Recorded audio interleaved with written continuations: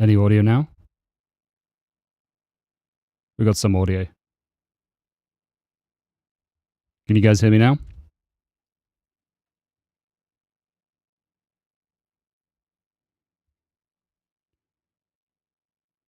No music though, right?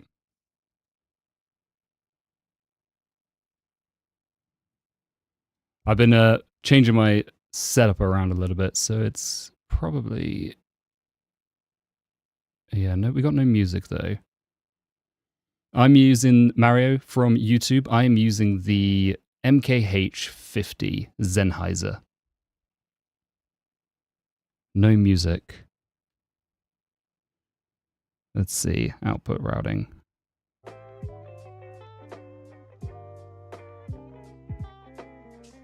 There we go, we got music. Something AI-y to it. Yeah, I think we can do some AI. How's it going, everyone?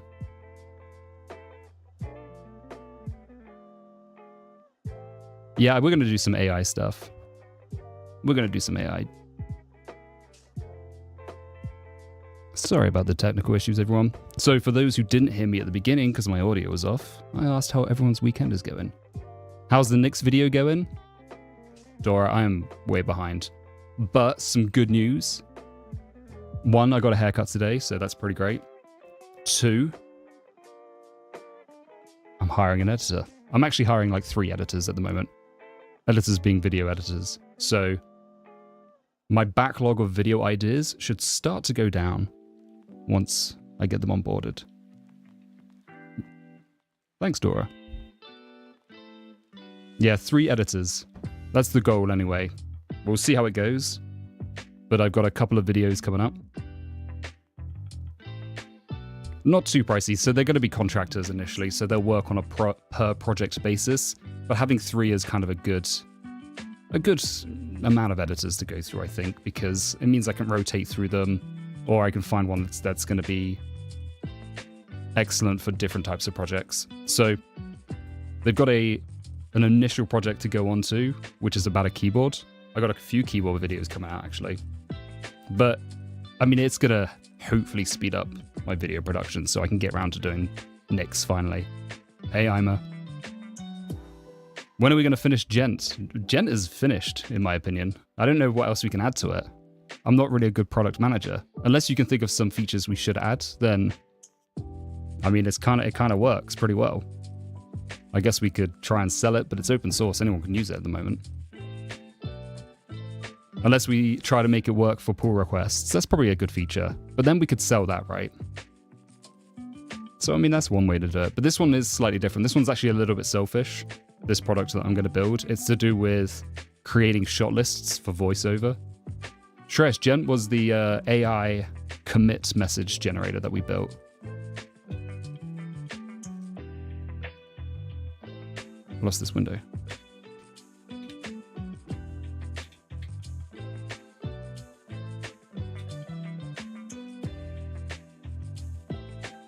Yeah, an AI commit message generator. So you would run gent commit and it would generate a commit message for you. Oh, it's pretty good. I don't know why you would hate it. Let me show you how it works. It does a really good job.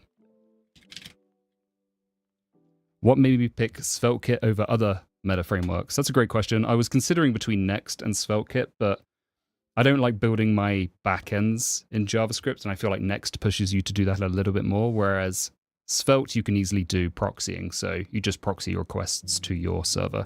You can, of course, hit the servers directly, but then you have to deal with cores, and also building a project is kind of annoying because you can't dynamically assign the API unless you do some wizardry with Nginx, basically. Hey, Oshtub. How would you write tests for this? For Gent, so how I would write tests for this? Well, same way you would write tests for anything non-deterministic, right? So there is things you just cannot control with AI. You can't write tests for the generated output.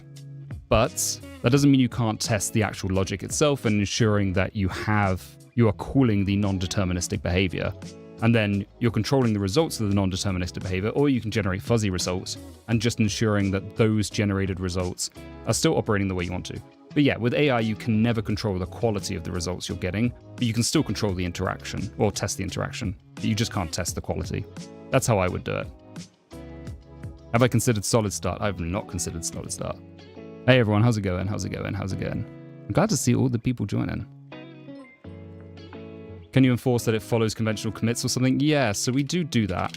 So if you actually look at the... I'm definitely getting off track here, but I think this is kind of fun.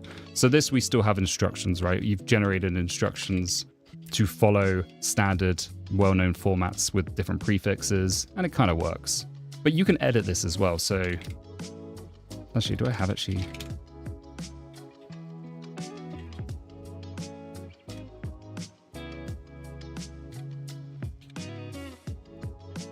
So, let's see what the diff is here.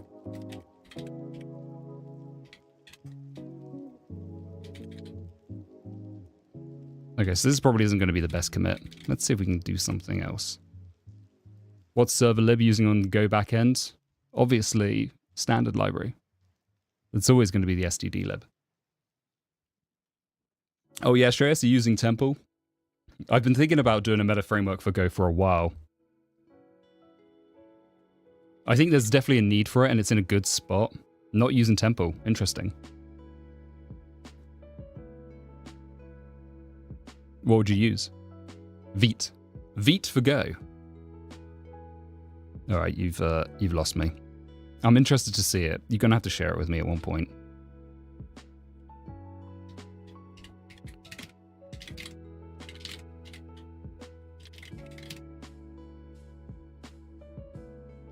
Yeah, there's definitely a way you can do a Go meta framework.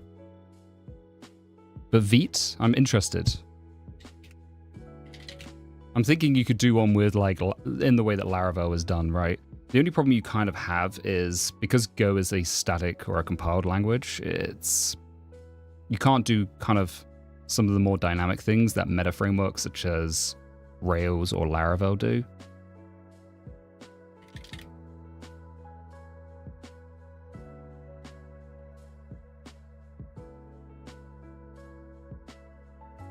Not happy with it?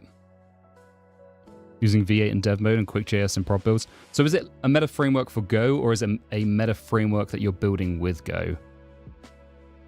There you go. Ostub, thank you so much for the resubscription, by the way. Thank you. 3 months in a row. You're helping me bring my content to hundreds of thousands of people around the world and helping to support my dreams. You're also helping me to hire a video editor, which means I get some of my life back. So thank you so much, Ostub.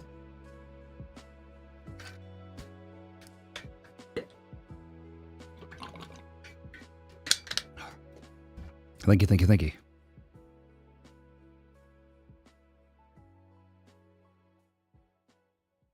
Three months mean 3 swigs? All right, I can do 3 swigs.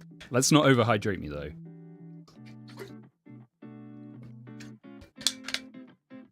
Three months, 3 swigs. Go runs the SSR and data fetching, and Vite builds the front end part. Okay, that makes sense. That makes sense. I'm thinking more of...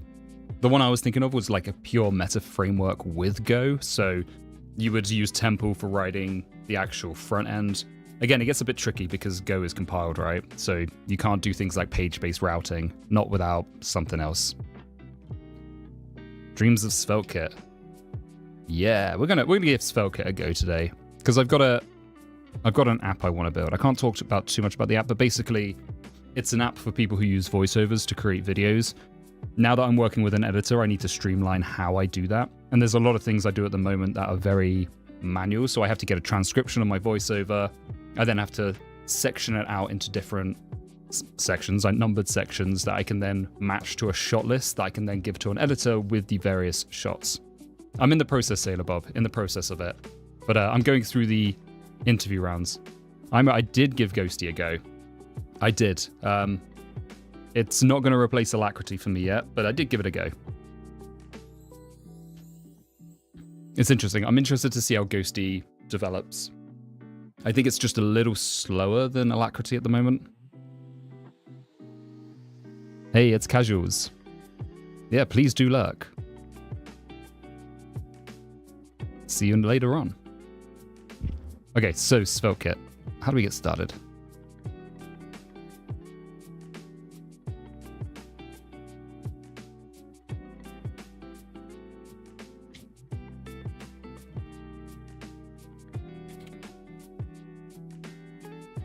Bun. I don't use bun. Everyone keeps telling me to use bun. Adonis.js? I've not tried Adonis.js. What is it?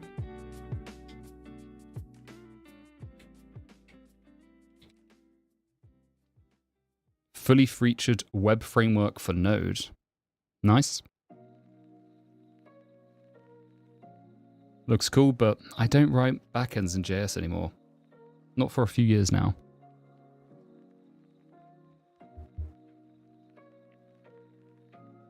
Use bun, use Svelte 5. It's really nice.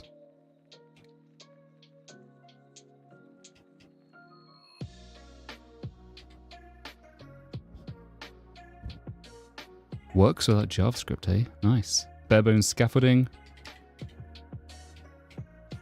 What is the window manager? I'm using Hyperland.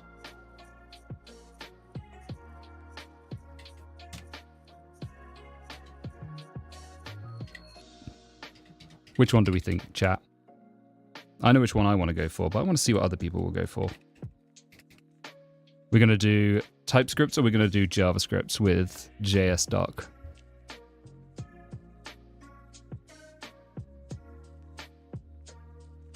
Oh, it's getting split.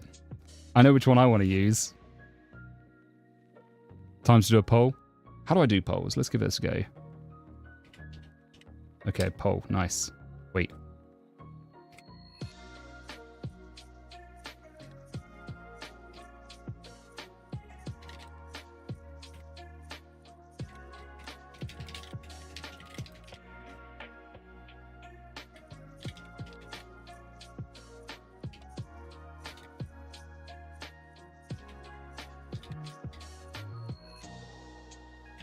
Okay, poll is coming up. We're going to do it. We're going to do 2 minutes. Wait, a poll is already active? Somebody else do the poll? Oh, I made you did it. Thank you.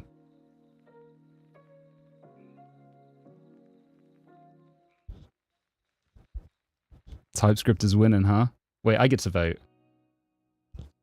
So I only get 1 vote?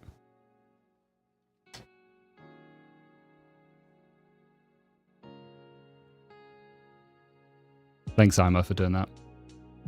Looks like TypeScript is winning. Don't cheat. I should get like 10 votes though, right? Where can you find the Twitch stream? Xantos Kruger. It is at... Let me type that out for you. Wait. I've got to change my KVM.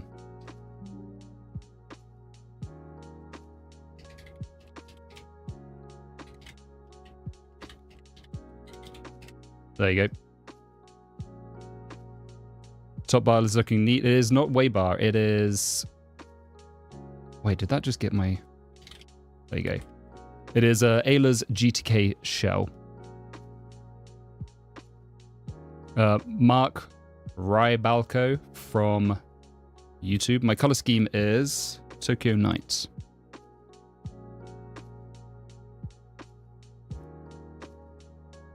Don't cheat. What KVM do I use? I'm using a no brand.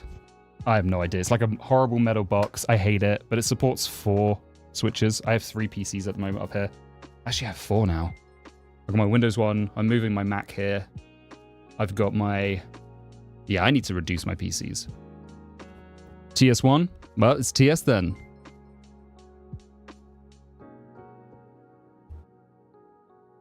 Use TypeScript and Svelte 5. Shrez, I'm using SvelteKit. Is that not the same thing? I'm using the meta framework.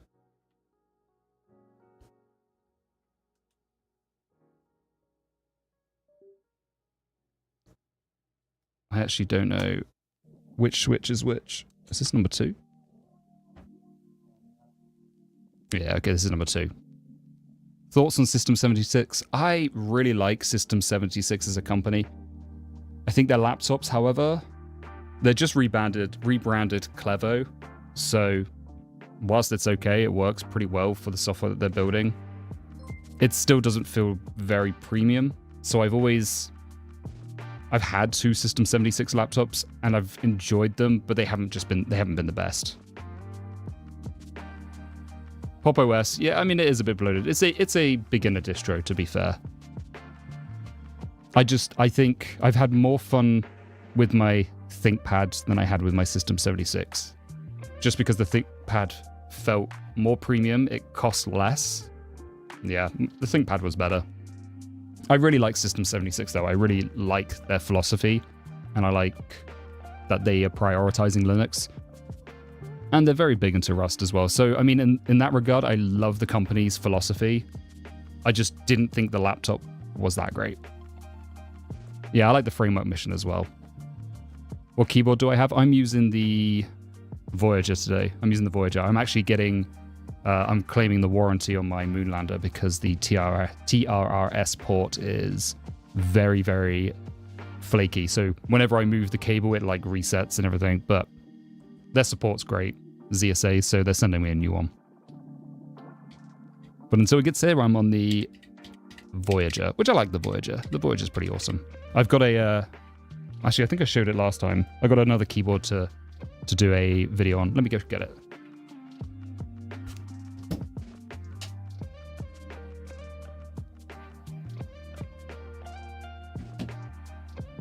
This one I've still got to do.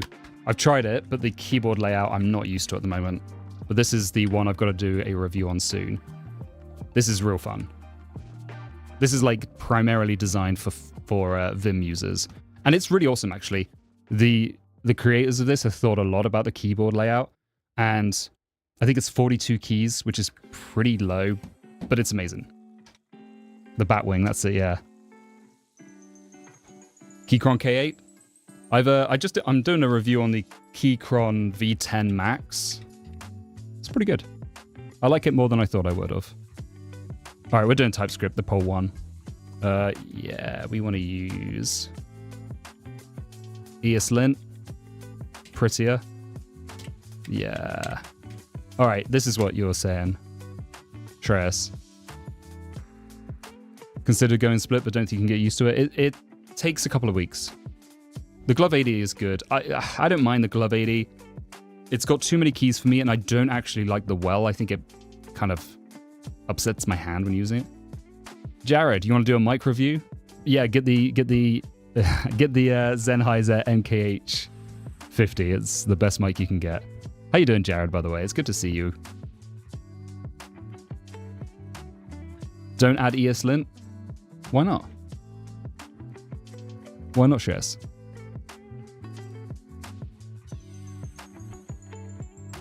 The Allium 58? Let me take a look at that.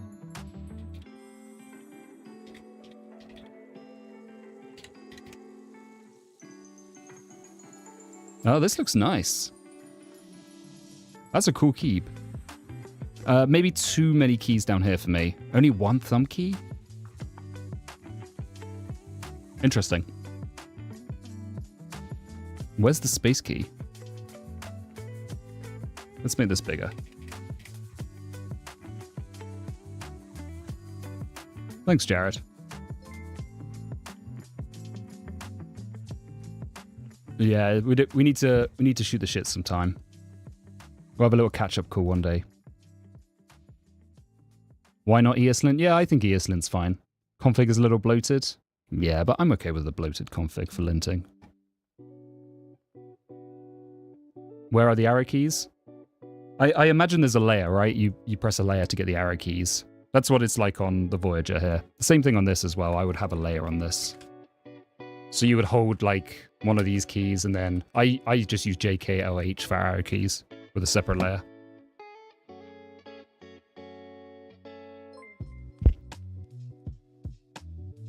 PCJ, thank you for the resubscription. I missed that. I apologize. Thank you for the resub. 2 months in a row. I'm doing really good, thank you. Thank you so much. Sorry, that was 6 minutes late. And my notifications aren't coming through because I've changed my audio setup a little bit, so I apologize. But yeah, PCJ, thank you so much for resubscribing. You are helping me bring my content to hundreds of thousands of people around the world and helping me to actually hire an editor. So thank you so much. I got a drink as well. I need to keep the notification feed up. Sarah Tav, I'm using Hyperland at the moment. This is Hyperland with Ayla's GTK shell, so it looks a bit gnomey, but it's Hyperland. Are the battery of those wireless keyboards good? This isn't wireless, this is wired. But the Glove 80, I think it lasts a long time. Most wireless keyboards last a really long time at the moment. I mean, obviously, that battery will degrade as time goes on, but they're pretty good. Until we get solid-state keyboard batteries, but I think we're a few years out of that, away from that. Although they do have a solid-state battery you can buy now, which is pretty cool. Can you put the Twitch link in the description of the YouTube video? Yes. Can I do that? I need to work on the YouTube streaming stuff, but I think I can do that in the future. I bet Yosef is happy, yeah. Hey, Frostbite.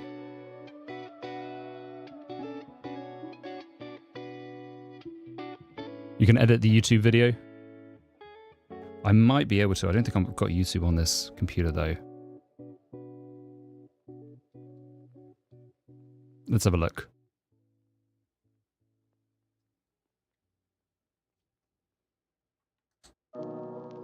What's the music? The music is... Let's have a look. Yeah, I'm not signed in on to YouTube on any of these machines, so it might not happen. We've got 100 people on YouTube, though. That's impressive. 70 on Twitch as well. Awesome. I will get it set up properly. Again, I'm kind of halfway through the... See you later, Shreyas. Halfway through moving to this desk as like my only desk to work on. I'm kind of minimizing my life a lot at the moment. Should you learn touch typing before swapping to a keyboard? No. Well, okay. Do you know how to touch type like 50%? What kind of percentage of touch typing do you do? I think that's probably going to dictate my answer.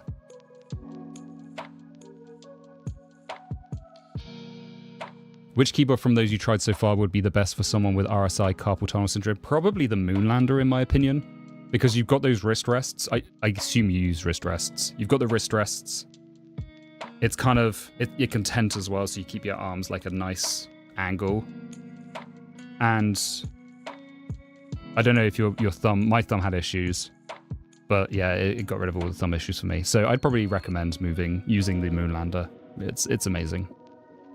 Dreams of Code, I'm considering making a video game. I love games like Magic the Gathering, but so far all the online versions of such games I've tried have monetization I hate. It makes it hard to get the cards you want without spending a bundle. I am considering to make a game where you buy it to get access to all the cards, and then an expansion every 3 to 6 months where you buy the expansion. Then you get all the cards again. Reckon that could work. I'm not very good at like card games or the prospect of whether that could work.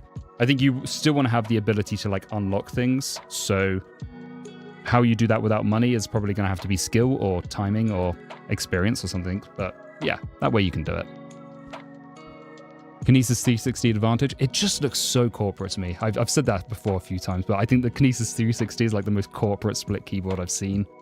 And maybe that's fine, but not my cup of tea. Like, it's got the giant space bars and yeah, I don't know. Moonlander for me is where it's at, in my opinion. What's the name of the Batman-looking keyboard? This is the ADM 42. I will do a review on it. It's pretty cool. It doesn't have any tenting options or anything like that, but it's like really nice and compact. You could just throw that in your bag and go with it. Still, I mean, I think the thing it has to compare to is this, the Voyager. Voyager is great. Am I in 30 FPS? I think I am in 30 FPS. Yeah, I'm in 30. Yeah, I'm actually in 29.97, but that's 30, right? Adam ADM. Dreams of Keyboard. I think that's what Dreams of Code is going to become a little bit more keyboard stuff. There's a few keyboard videos coming out soon. So So it's going to be Dreams of Keyboard. There's a video coming out tomorrow, which is based on learning Go. Just a nice chill video. Is there a budget ortholinear split keyboard you can recommend to test if I like this keyboard? I don't think there's a budget one. I've got a review coming out for... Hang on, let me get it.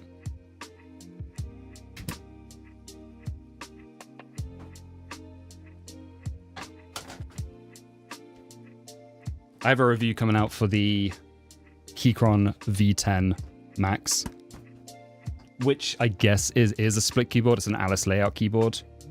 It is budget, but it's not true split, right? It's not split in half, but you can do a lot with this keyboard. It's almost perfect. There's just, I mean, I'll wait for the review to come out. Voyager, my current favorite? I think the Moonlander is my favorite. I do love the Voyager though, it's pretty good. The only problem is it's a big leap if you're just jumping into split keyboards because it does have much fewer keys than, say, the Moonlander or the Glove 80, right? So jumping to it is a big shift. You have to be happy with like home row mods and and layers and things like that. Thanks, Luke. I appreciate that.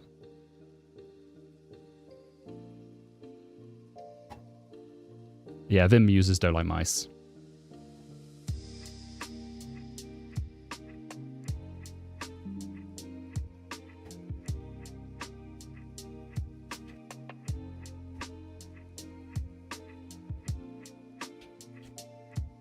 All right, we're going to try Svelte 5, Svelte, ESLint, Prettier, Playwright, Vitest. Okay, nice.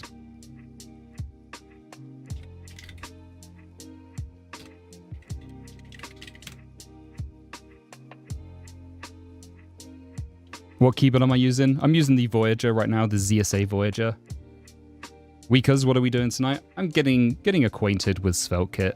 I'm going to be building some tools for myself, basically to improve the way that I work with video editors. And part of that means building out something that I can turn a voiceover clip into a transcript. I'm going to do that using AWS, but then also allow me to section that out into numbered sections that I can build a shot list from. And then I can assign video clips to that shot list, basically handing it over to... Oh, you're still viewing... Oh my gosh, I'm so sorry. I must have changed this over to... There we go. My setup has all changed. Thank you, Lake, for letting me know. Hey, Shiner, how's it going? Siner, sorry, not Shiner. That was dyslexia reading that. Thank you for all the follows, by the way. Huge amounts of them. Do I prefer split keyboards with cable connect, 2-hast, or full wireless splits? Full wireless, I think I prefer, but the Glove is the only one that I've used that's full wireless, and I don't like the Well. If there was a Voyager that was full wireless, I think I'd really like it, but so far not. Sinner. All right, I'll get it one time, Sinner. You tell me every time. What are you building with SvelteKit? Building a new Saas product, basically for myself, that I'm going to use with video editors. Thank you, Luke John. Do I think Logitech hardware is overpriced? So I use the MX Master 3S, and it is amazing. Best mouse I've ever used. I've got like 3 of them. Rayon for the Voyager, I got the Chalky Browns, or Chalk Browns, whatever they call. I call them Chalky Browns, but that's stupid, isn't it? Yeah, Oshtub, I agree. Wireless is great, but I don't mind this setup I have. I don't have my second cam set up, but it's okay. I don't mind like a single wire. What switches? Answered that one already. Deep in the weeds for SvelteKit. Nice. Maybe you can give me some... Well, I hate to do what you're doing at work, but maybe I can lean on you for a bit of advice. What's the machine you're running at the moment? I'm working on the Mix Run Fast Fetch. I'm working on the Framework 16. That might change to a B-Link soon because I'm trying to keep as minimal as possible. But yeah, Framework 16. I'm passing through a Windows machine, but I may end up passing through a Mac soon. Should I switch to Linux? I am a MacBook user. Probably not, to be honest. I mean, there's no reason to switch to Linux unless you believe in the philosophy or because you want to have cheaper hardware than a MacBook. But if you've got a MacBook, I would just continue using the Mac, to be honest. And this is like a really old one, and you want to upgrade your computer. MX Keys Mini. MX Keys, I have the MX Keys. We use it for the computer in the living room to play video games, but yeah, the MX Keys is okay. Where do I get my wallpapers? I get them from FreePick. I am going to have a separate backend, Lake. Yeah, I'm going to have a Go backend.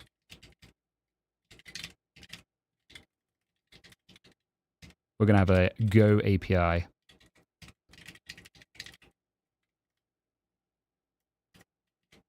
Actually, let's go make an org for this. Let's see if this org even exists. I'm not going to do it on stream because I don't want people to snipe me. Create an organization. I'm really glad GitHub just lets you create as many organizations as you want.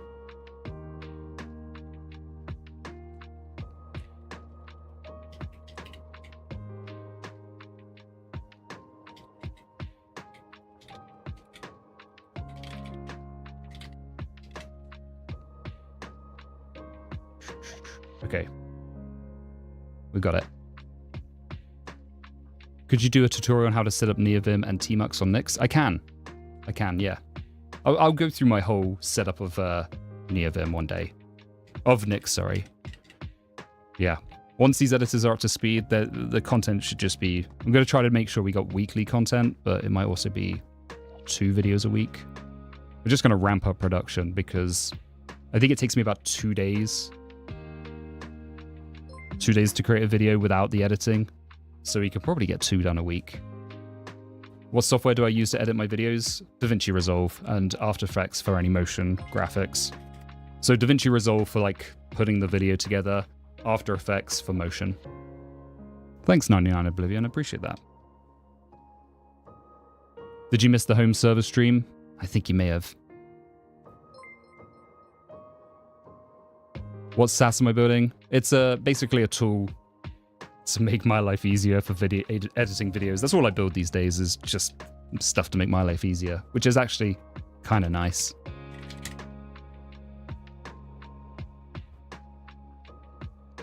How did you make your Tmux windows look like that at the bottom? That is the plugin or the theme for Tokyo Night. So it's just the default Tokyo Night theme. Hey, Archmentric. I'm glad to hear it. Let's go and add this.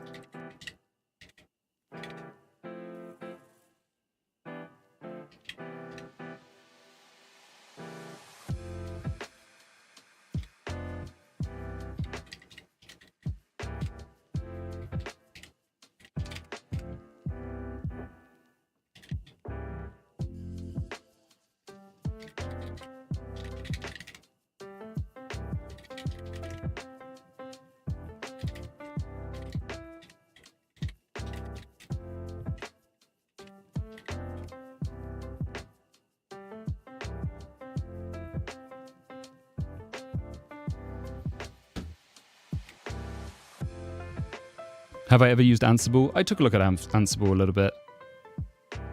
Yeah, Ansible looks pretty cool. The abstractions to me are like, they're just a little bit too far abstracted, the whole playbooks and stuff, that I can't really get my head around it. But I did look at Ansible recently for setting up a VPS. I've got another video coming out for that. And I considered Ansible for that video, but it's interesting. I need to play with it more. That's it. It's still something I'm not fully understanding. Taib from YouTube, make my life easier. How? Just building software to improve my workflow. So I record, I usually film, or I'm usually working on a different machine than I'm recording on for various different benefits. However, I still want that machine to be able to control, start and stop the recording. So I built like an OBS server that could easily start and stop OBS for me, but also would display a prompt so I could name the file after I finished recording, which just improved my workflow considerably. rather than it being like the timestamp, because that doesn't actually explain anything about the video. Or I could get rid of an edit. I started building some automation so I could easily like automate parts of my video rather than me having to like type out some long ass command or whatever.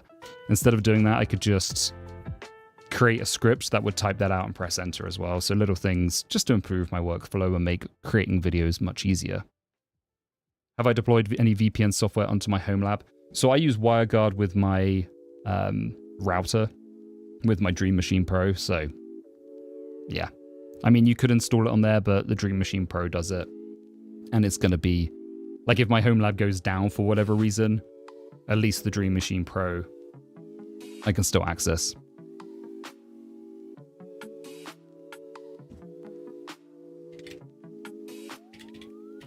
All right, so how do we get started with SvelteKit?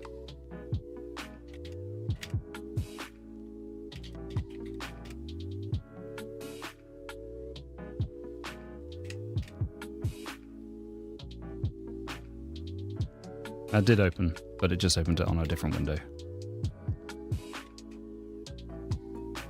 Why Svelte? So I wanted to go with Svelte because Next doesn't support proxying that well.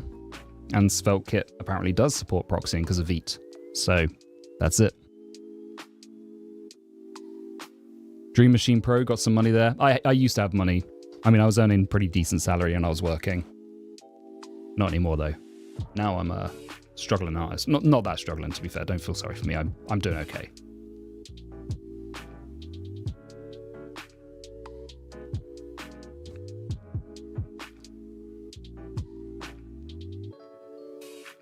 Love Ansible, use it to manage my dot files. Yes, please link the repo. I want to see that, Sir Dank. Because I definitely want to look at some other dot files options. Sorry, you're unemployed. I'm self-employed. That's different, right? Self-employed, you know. I mean, did everyone see Fireship's video? 80% on Stack Overflow, 80% of developers are unhappy in their job.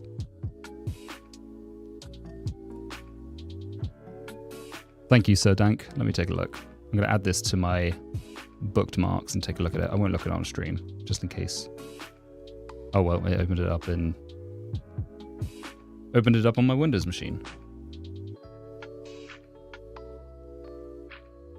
I'm unhappy regardless of my job. Yeah, I know, I get that.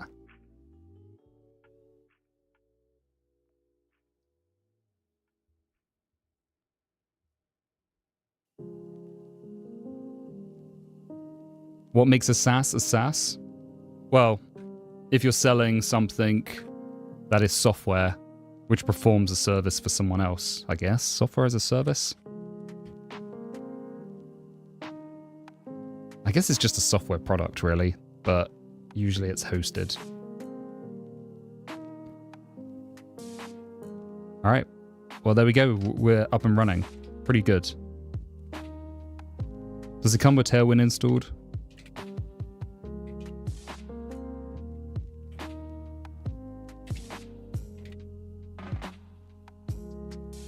No Tailwind, huh? How do we add Tailwind to this? Astro is greater than Solid Start, SvelteKit, Remix / Next.js. Really? People do keep saying on about Solid Start. There's just so many frameworks now. I don't know how you don't get decision fatigue. This is why I just like building stuff in Go, to be honest. I'm going to do a video on that. Astro too, but I like the basics without any front end.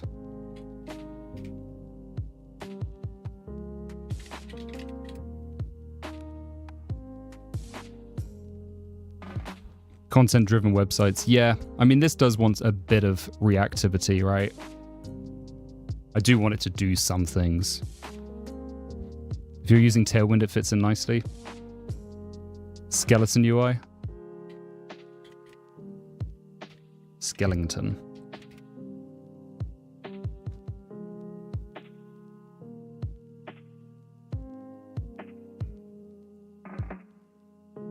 Skeleton looks pretty good, actually. but can it do proxying? Or do I have to hit directly? Not that that's a big issue, because you can just use Nginx to do proxying.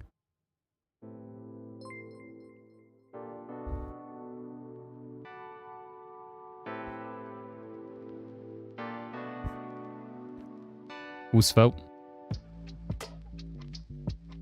Funny no context, man. It's going well, thank you. It's just a nice UI component framework for SvelteKit. I see. How do I look at some examples?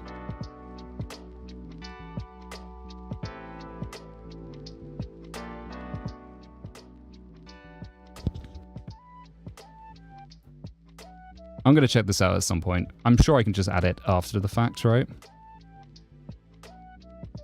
I know, I'm already getting framework fatigue. It's making me feel like I should just go and just build this all and go. But I do want to do a bit of front-end stuff with this. Do I want to do front-end stuff? Yeah, I do. I need to, like, highlight things. Welcome to web development. Yeah, you guys have it rough. Even this, I'm like, should I be using SvelteKit or not? Might be easier to just do it in React. No one wants to do front-end? No, I get that. All right, how to add Tailwind to SvelteKit. Install Tailwind CSS with SvelteKit. All right, nice. I like that. Just HTMX it. HTMX, yeah, I think there will get to be a point where I think in where I want to take this, that HTMX will be a drawback rather than a boon. Just because I want a lot of UI-based components. Hi, the question is out of context. I just want to know how you configure your Windows systems, also with Nix config. I heard about the project Chez Moi for... Let me go back and scroll up. Heard about the project Chez Moi for managing .dot files across multiple systems and OS. Yeah, Chez Moi is pretty good. I don't manage my Windows with Nix or Home Manager. I haven't tried doing that. I think you can do it with WSL. I don't think you can actually just manage the Windows systems. I don't know if Chez Moi can do that either, though, to be fair. But I need to take a look at it. Renounce frameworks, go back to DOM manipulation. I mean, it's not a bad shout, although I can still imagine this being kind of a pain to do that. But I mean, there's nothing wrong with managing DOM manipulation to be... Oh, nothing bad with DOM manipulation, to be fair. It's how I used to do it. Ownsick, thank you. Thank you for the kind words. I appreciate that. Hey, Gary's Goop. Hey, Matt, 12, 14, 3. SvelteKit integration Astro. I'm not going to try Astro. I'm going to get fatigued if I try Astro as well. I'm going to just try SvelteKit and we'll see how it goes. Because otherwise, I could try all the frameworks for JavaScript and it would just make me want to go back to Go. I'm already scared of JavaScript.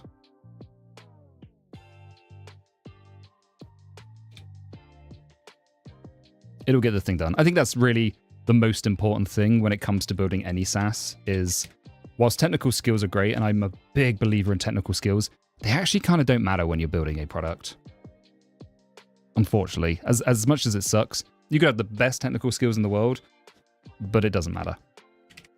It matters if you want to be an expert in those technical skills, but for building a product, honestly, whatever gets the job done.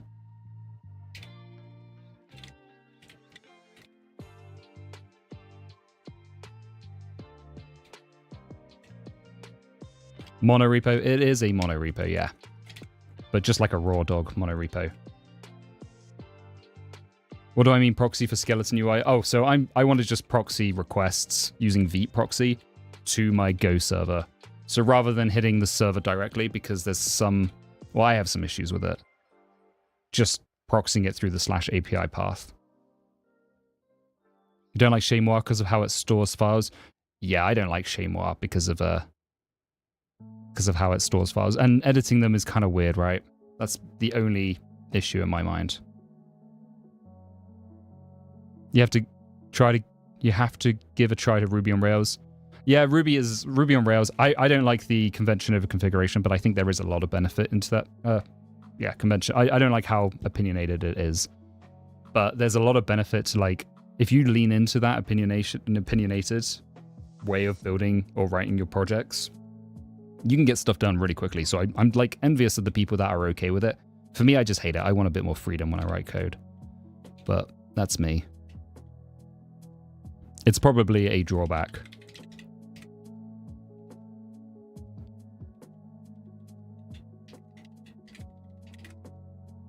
What are you doing? I am building a front end using SvelteKit. Just some of the bare bones, getting it up and going. DHH mentioned. Yeah, he's an interesting guy, isn't he?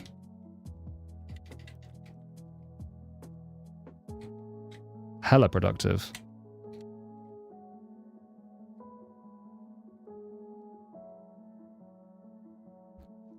Gotta ask what I think about Phoenix with Elixir. I actually really like Phoenix and Elixir. Elixir's pretty cool. Sinner, thank you so much for the resub. Thank you, thank you, thank you. That is the second month resub. You're helping me bring my content to hundreds of thousands of people around the world.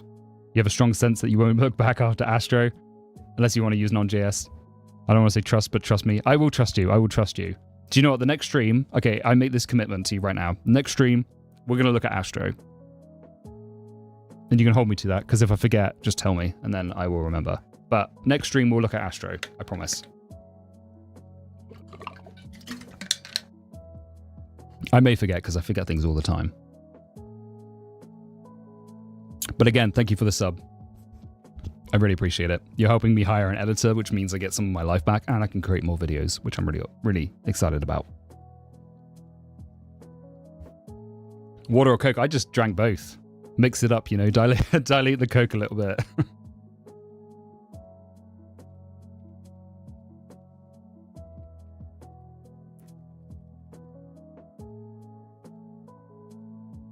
For your Go backend, are we using any framework like Gent? Nope. Not at all. stdlib till I die. I actually think the stdlib is in such a good spot right now that using Gent or Fiber or anything else detracts from it. What's that set up in the terminal? This is Tmux and Vim. How do you learn to like front end? I find it miserable to do, but I want my projects to have a decent UI. I mean, the best thing is to just outsource it, I guess. That's how you can learn to love it. Pay someone else to learn to love it, or to love it. That's probably what I would do if I had a load of money. Otherwise, I think you just got to see it as a means to an end. Or you can do what I prefer to do, which is just build terminal UI, a TUI. Rounded corners everywhere. Yeah, that's not a bad way of going about it.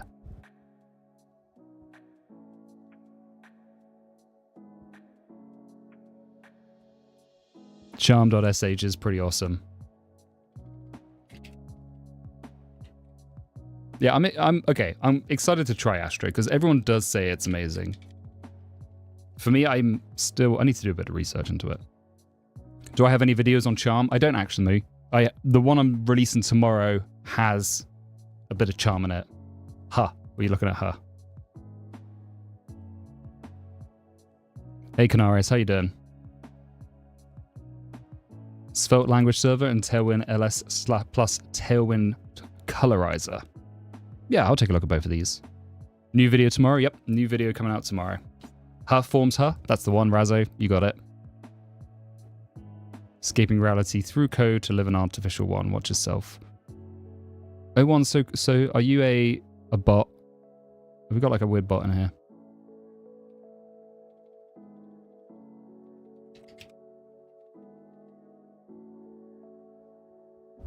Mods, check them. No, you're not a bot. What are you doing? What is the video going to be about? It's 5 project ideas to learn Go, basically. Or 5 project ideas to inspire you to learn Go. So it talks about ideas of projects that I've kind of come up with, showing how I've implemented them. So yeah, just a really nice way to learn or to be inspired about learning Go.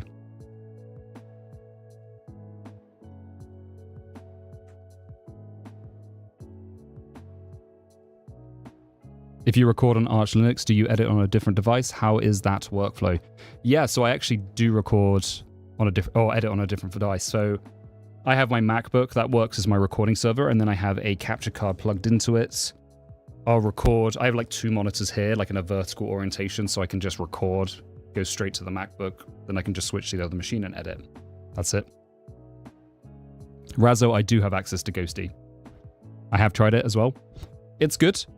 It's definitely in beta, so I don't want to give it like a final opinion yet, but I'm excited to see where it goes.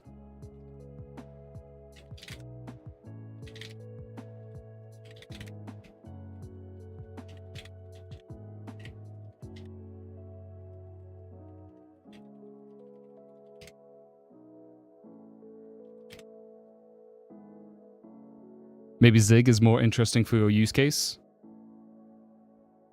How do you mean? Alazaris. Paul Recker, what laptop do I use?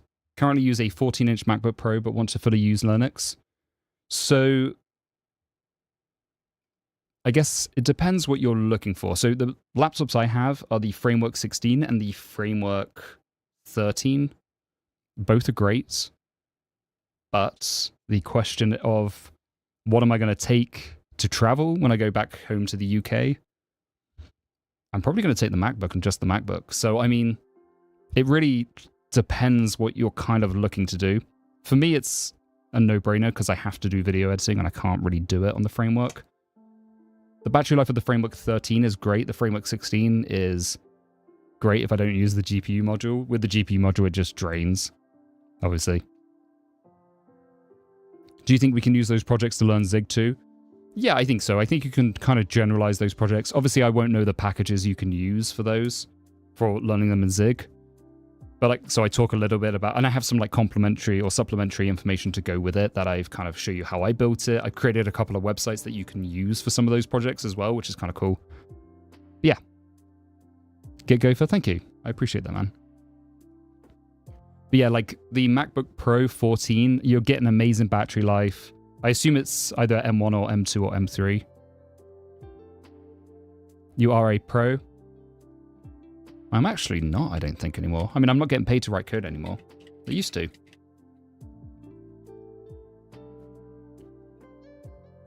Yeah, I know. It's, yeah, Sir Dank. I'm going at the end of the month.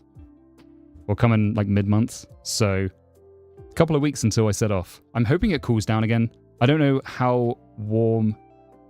How hot is it in Celsius at the moment? It's been like 30 Celsius, right?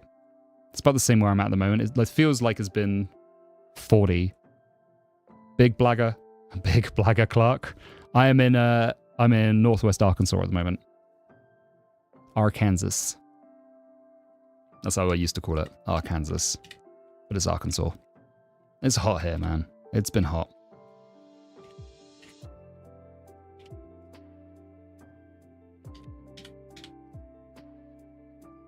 All right, let's edit source/routes/page/svelte. Wait, did we actually get Tailwind installed? We did this. Nah, we need to add this in.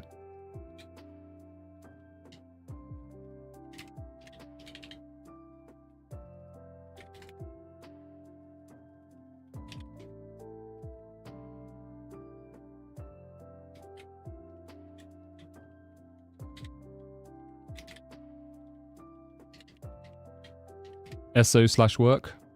How does a Brit end up in Arkansas? Yeah, pretty much. I came out here, so Walmart head offices are based around here. So I was working for a startup that was doing indoor positioning systems. And Walmart was obviously interested in that technology because they could use it to direct people to like where things were inside of the store. So we went and did a few test stores around the US, in like Oklahoma, Arkansas, a few places around here. And yeah, ended up working through here, and then now I'm out here permanently. It is, yeah, the Arkansas is from France. You're right, Canaris. Yeah, 30 degrees is nothing. I mean, it feels like it's been 40 degrees here, which is a bit hot, but 50 is just another level.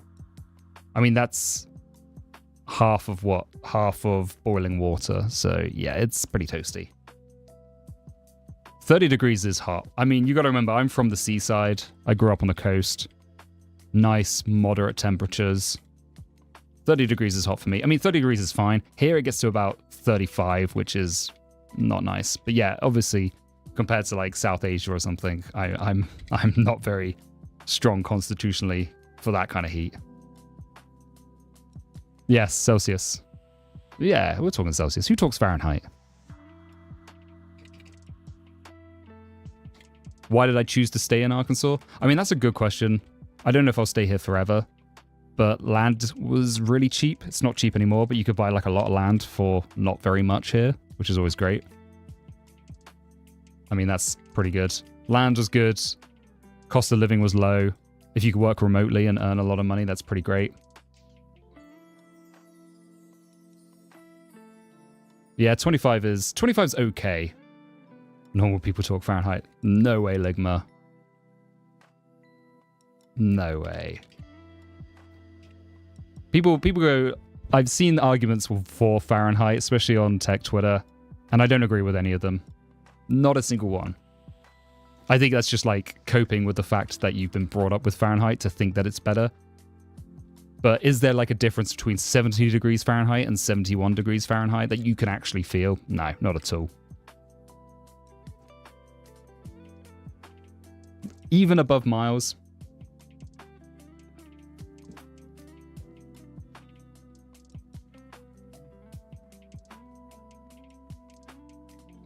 I mean, miles are terrible. Miles is probably worse than Fahrenheit. Yards, miles, feet, none of it makes any sense. Like, how many... There's 12 inches in a foot, 3 feet in a yard, but then miles is like 1,000 something feet, but not yards. How many feet in a mile? How many feet in a mile? Okay, 5,280 feet in a mile. So how many yards in a mile? 1,760. So it just makes no sense. There's no sense. 1,800 yards. That's pretty close, to be fair. Do you remember your US shoe size? No, it's like... It's either a half or one more than my UK shoe size, which makes no sense, but that is it. Sometimes it's half a size bigger, sometimes it's one size bigger. Why didn't you guys use the metric system? I mean, I use the metric system. You have to ask everyone else. They like to use freedom units.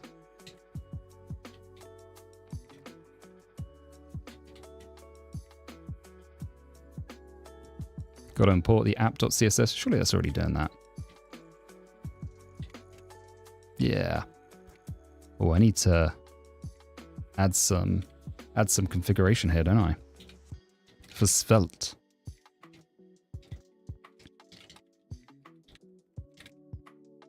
Okay, tree sitter needs it.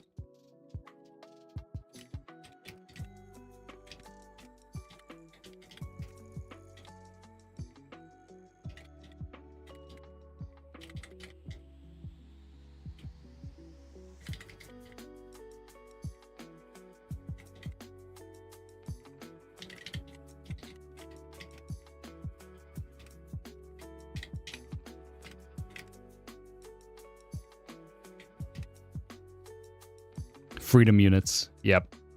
1 foot, size 12.5 UK shoe. It's meant to be King Charles's foot size, right? That's how big his foot. I think it is, right? King Charles of France.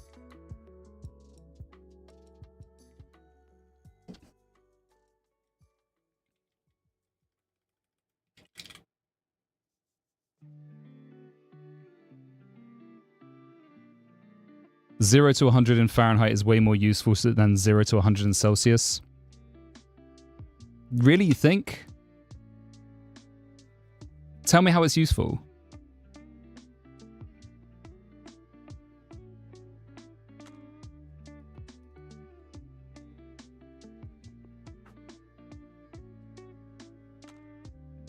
Is a percentage of miserably cold to miserably hot?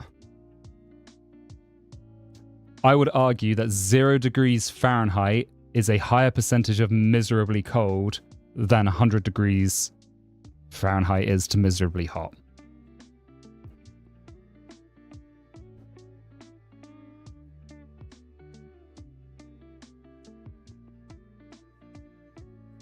How do I remember my US shoe size? I don't really. I just wear the shoe that's roughly around it. How experienced am I in Svelte? Very inexperienced. You don't think you agree with that? Do you think 100 degrees Fahrenheit is the equal amount of unpleasurably hot than 0 degrees Fahrenheit? No. You'd take 0 over 100 any day? I don't know, man. 0 is real cold. Nothing in our life is ever useful in the 50 to 100 degrees range.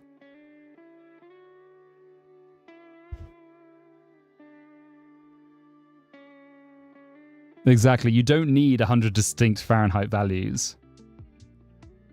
Okay, the percentage thing does kind of make sense. I mean, it's not, it is, I'm going to say 0 is real cold though. Yeah, and every system is wrong.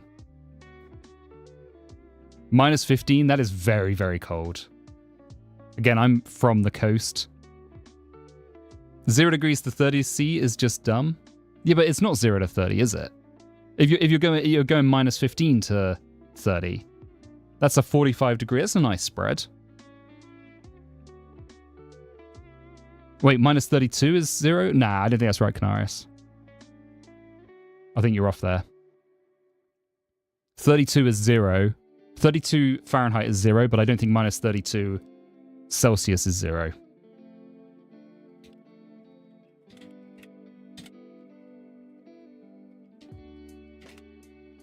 Yeah, it's like minus 17. Yeah, 0 F is minus 17 Celsius.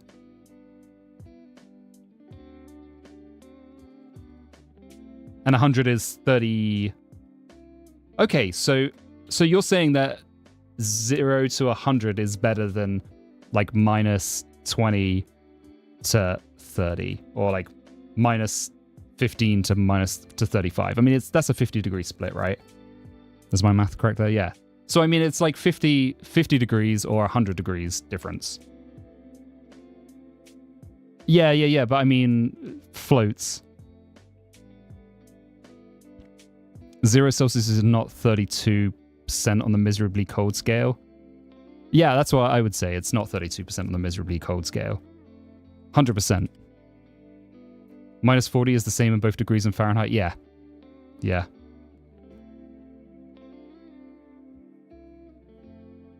It's going well, Pashant. Thank you. How are you doing? We're just talking about temperatures. We're just chatting, aren't we? I always like just chatting with chat. Just chatting with me doing very slow coding.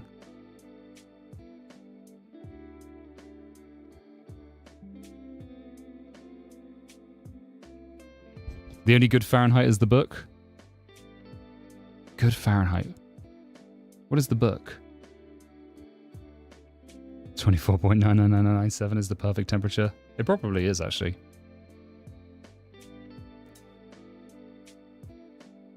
Lilbo, most people are unhappy about programming. 80% of developers are unhappy in their job now. So we got to talk about other things that aren't actually important. To be fair, though, I think discussing the importance of a framework is probably as impactful as discussing the importance of Celsius versus Fahrenheit.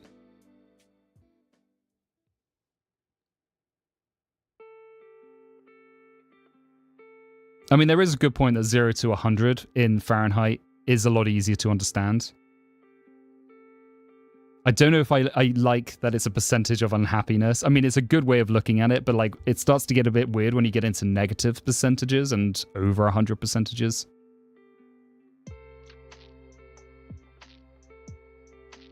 Like a negative percent, what is that? If you're like minus 10% happy, it's weird, right?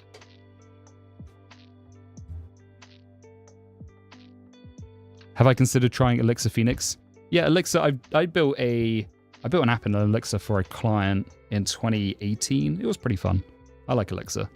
I haven't used it since just because for me the memory usage is a bit much.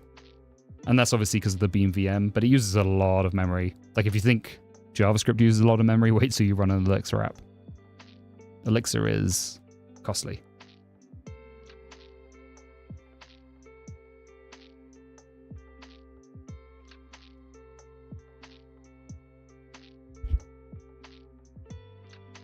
What about Remix? I've not tried Remix before.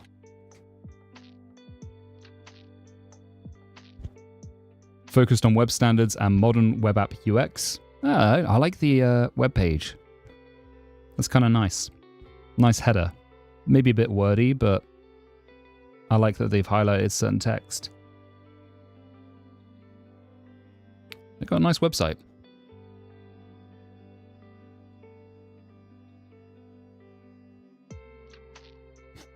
Yeah, just go with, yeah, I like that. Quantum, right? Quantum units.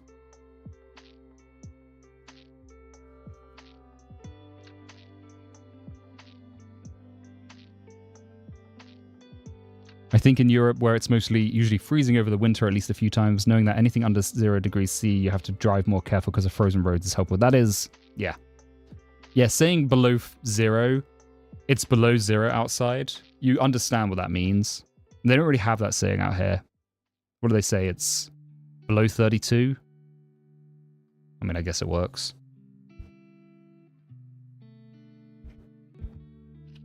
Yeah. Minus 20 is an extremely cold winter day, though. That happened over here last winter, and it's like you can feel the cold in the air. It's so cold. Like the house was just cold. Even though you got the heat running, it's just cold. It's freezing below 32. But like it's freezing outside. You can sometimes say that like if there's just a wind chill, right? I guess it should be reserved for when it's actually freezing. Yeah, literally by definition. I mean, you are right.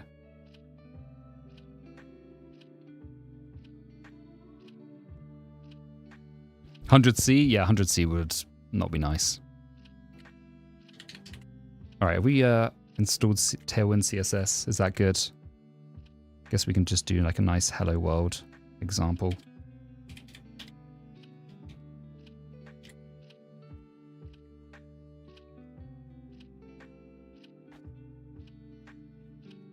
By definition and standard pressure. Yeah, okay. That is a caveat. You're right. What's with all the pluses, by the way? Ooh, do I like that? Weights.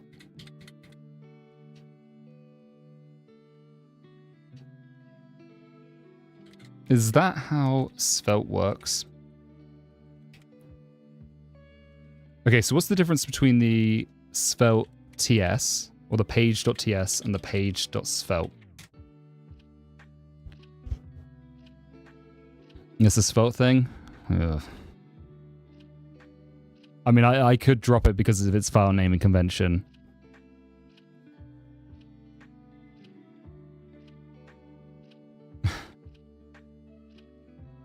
Page.ts can run things before the route loads, data loads from data loaders that run on the server. Okay, that makes sense. So rather than having like a use server declaration.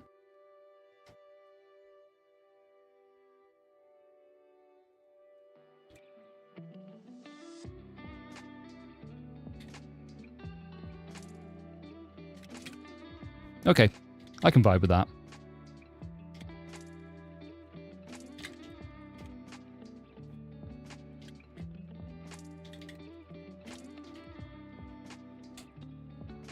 What do people like to use for auth these days in the JavaScript world? Is Clark still a good option? Because I know what I like, but I don't think it's going to be Clark. Solid Start is the most unopinionated of these full stack JS frameworks. Do you know what?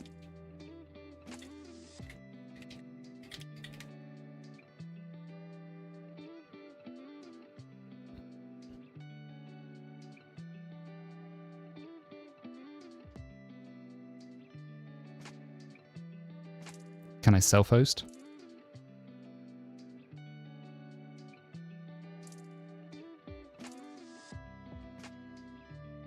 Uses JSX.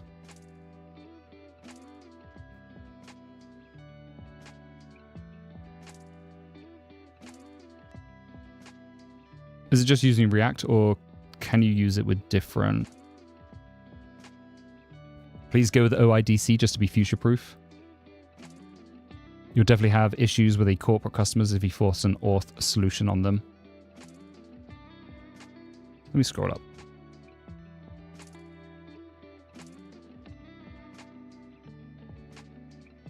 Yeah, I can imagine it does, Sinner.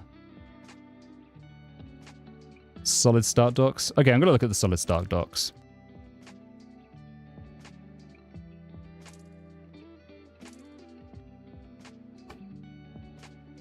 Solid is just React with signals. I mean, I don't hate that.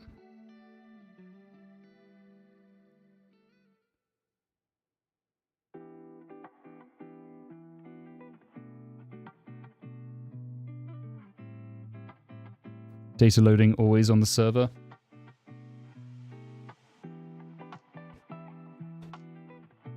This is really pushing me to want to use Go, though. And I think this was like one of the reasons I kind of committed to using Go for the next year or so. Because it just gets rid of so many of these decision fatigues that happen. Which is like a real thing. I mean, yeah, React sucks, but they kind of all suck, right? Go with what front end? Just Go. Just using Go. Maybe with Temple, right? You've been where I'm at? Yeah, I mean, decision fatigue is the thing, right? Because, like, you want to make the right choice. And again, tech stack doesn't really matter. You just want to make sure that it can do what you need it to do. Go plus HTMX. I mean, HTMX would probably come in when it needs to. I find that Svelte sucks the least, but it's not perfect. Give me the elevator pitch for Svelte. Because I was considering it. I don't like that page naming, though. I don't like the page naming. I like that not everything is in JavaScript. But at this point, what's the difference between this and using Vue, right? Why not solid with Go backend? Solid is... I mean, solid with a Go backend is absolutely fine. Wait, how would that work? Is that not just using Svelte with a Go backend? Hate JSX. I mean, JSX does kind of suck. But... at least, like, I understand JSX. I mean, who knows? Scripts, they're mostly regular HTML, CSS. There's no, there are custom attributes, though, right? Like source set. That's not. But what's the source set? Is that a custom attribute, or is that something new that I don't know about? Yeah, you're right, Sinner. Doesn't make more sense if you don't know what to use Go with the most used stuff, React or Angular. I think like the thing that makes sense is whatever you know personally, whatever you're comfortable with. Again, building a Saas, you should just get it to market as quick as possible.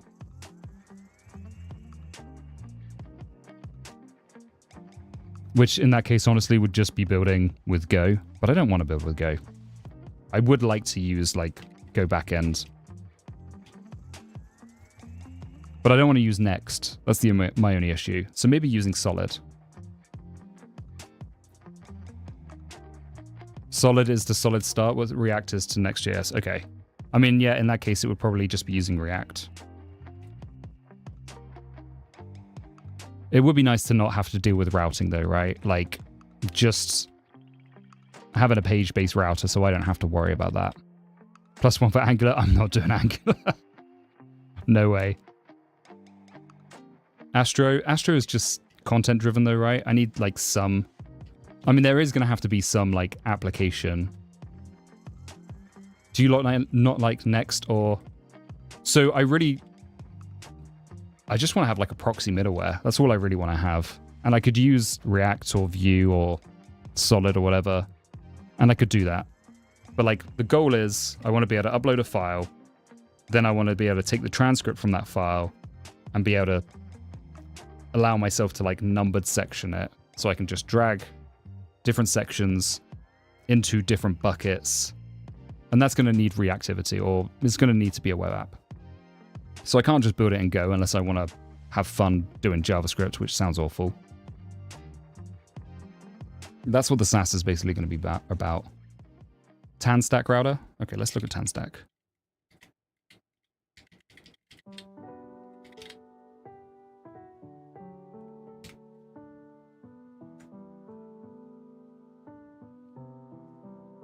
They have a vanilla router for React. I mean, that could be the right way to go. I could just do Vite, right? Vite with tan stack router.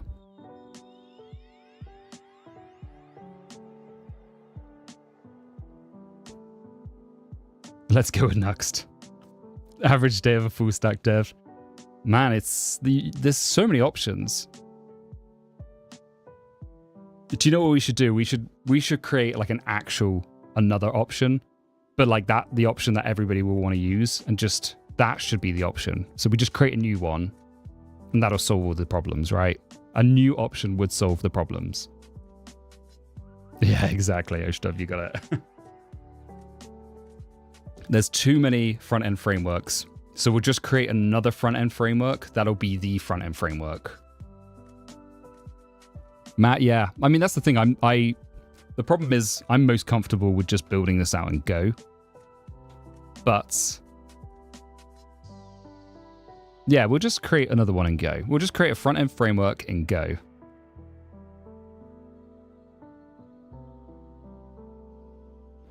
All right, so what is tan stack?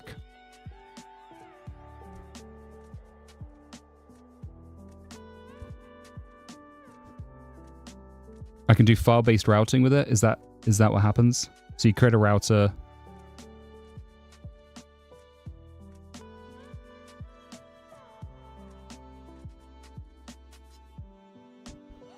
On the next stream, I'll wager 10 gifted subs if Astro plus bringing in a few components in your framework of choice doesn't make you happy. It might make me happy. Because now I have no idea what to do. Simple React router. Another standard. Now M+1 frameworks. Yeah, exactly. What storage solution would you recommend for K3s on Raspbinet? Familiar with Rook Ceph already from work?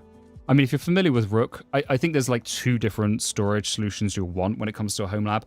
Long-term storage and storage you're okay with or storage you don't want to persist beyond the cluster. So storage you want to persist with the cluster, use Rook Ceph or Longhorn or whatever you're comfortable with. Storage that you want to persist beyond the cluster, which is like any media or anything like that, you want to store it probably...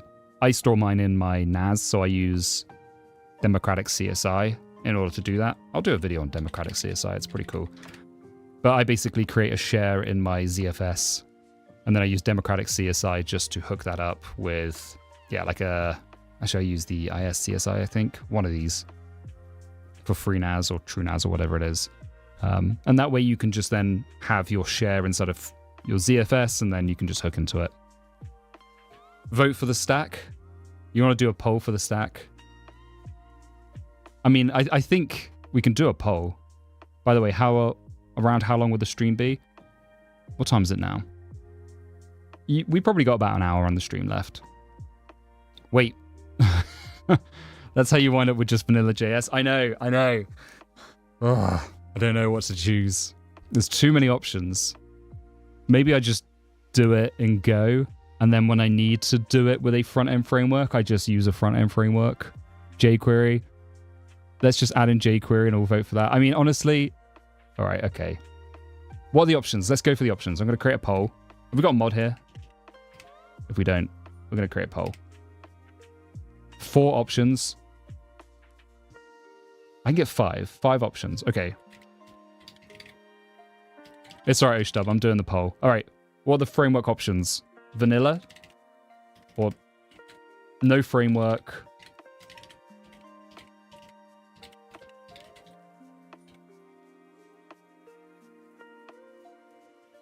Angular or Riot? All right. V, Astro, Tan Stack.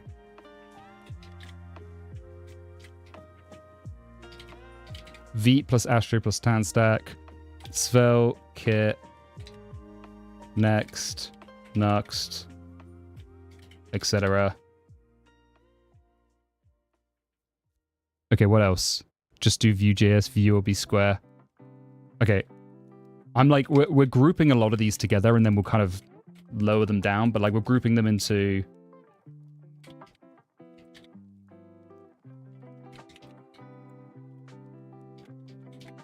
Okay.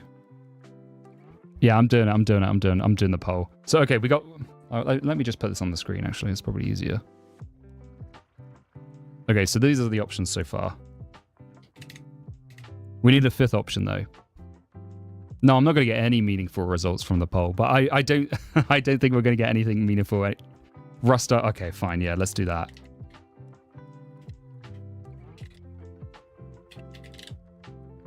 Another, what is it?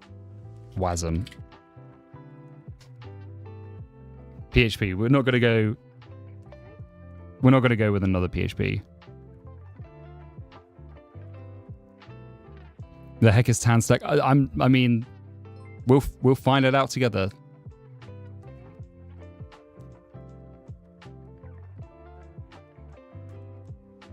There's 4. I mean, but there's also solid as well.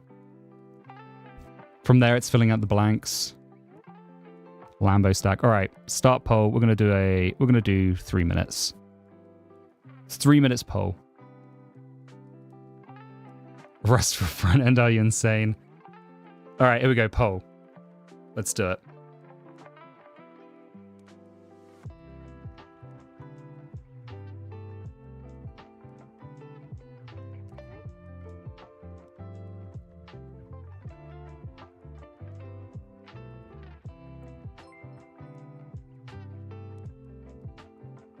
What do we got?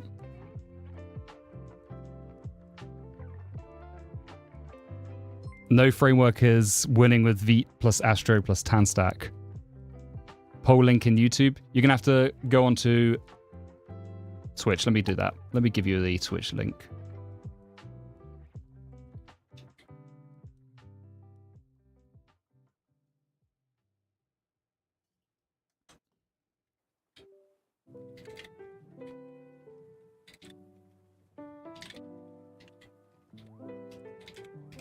There you go. I've sent it to you, YouTubers. To the tubers.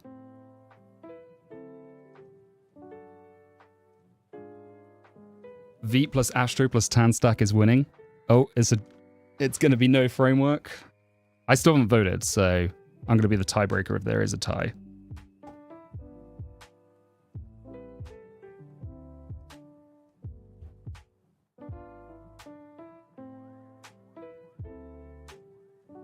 No framework mentioned. Let's go. We got 2 people that believe in chaos here, wanting me to do Rust. Dioxide.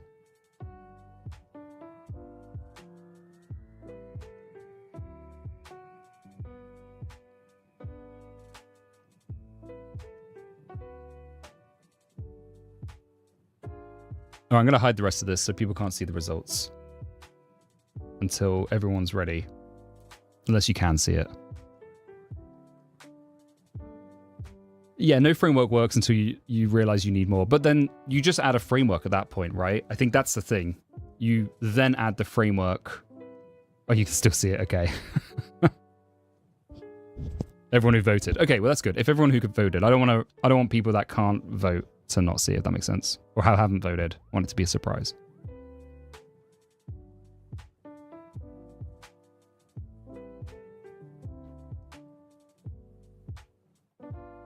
The votes have changed, so for those who haven't voted, you don't know the answers just yet.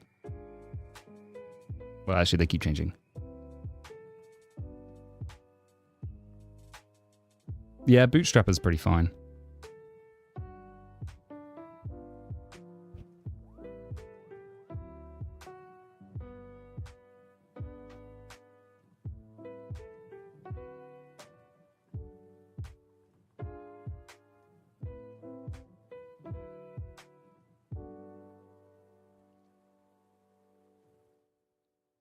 No framework one. Open up a coffee shop. I mean, that's not a bad option. But yeah, no framework. Vanilla go. There you go. We're going to do it vanilla. So we're going to... That probably means jQuery or something. But, I mean, initially, we're just going to do a file upload. No framework. It does mean, like... Does mean we now have to build HTML and everything else. Website versus TUI. TUI app will win. Yeah, I mean, TUI will win. Wait. What are we waiting for, Dora? No framework can also mean HTMX. It can mean HTMX. JS minimum things? What's the JS minimum things?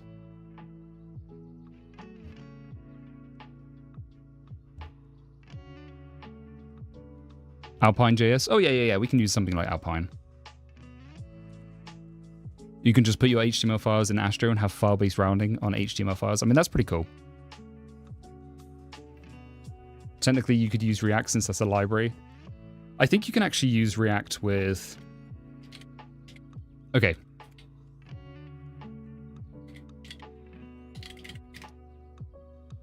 You can use React with Temple, right?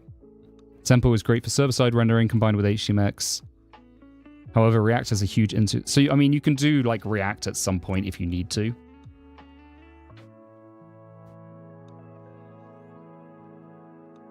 Hey, Andre, what's up with the MV Chad setup? What's the question there? I don't use MV Chad anymore, unfortunately.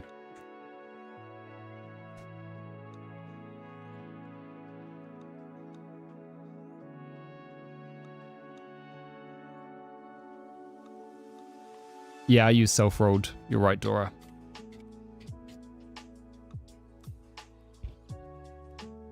Someday you'll use F# and need to use React. I don't know if I ever will. I admire your confidence, but I don't know if that's ever true. See, this is okay. RM, RF, Zenful. See ya.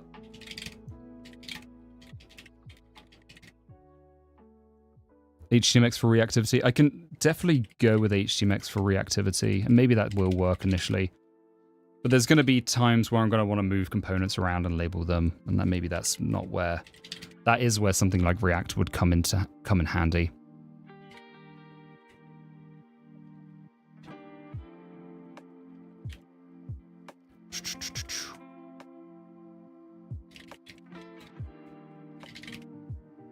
Alpine can do that.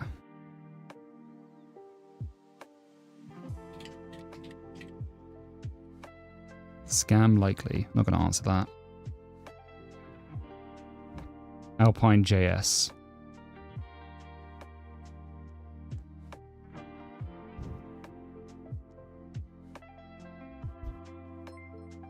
HTML5 for the win. I think HTMX needs a component library thingy.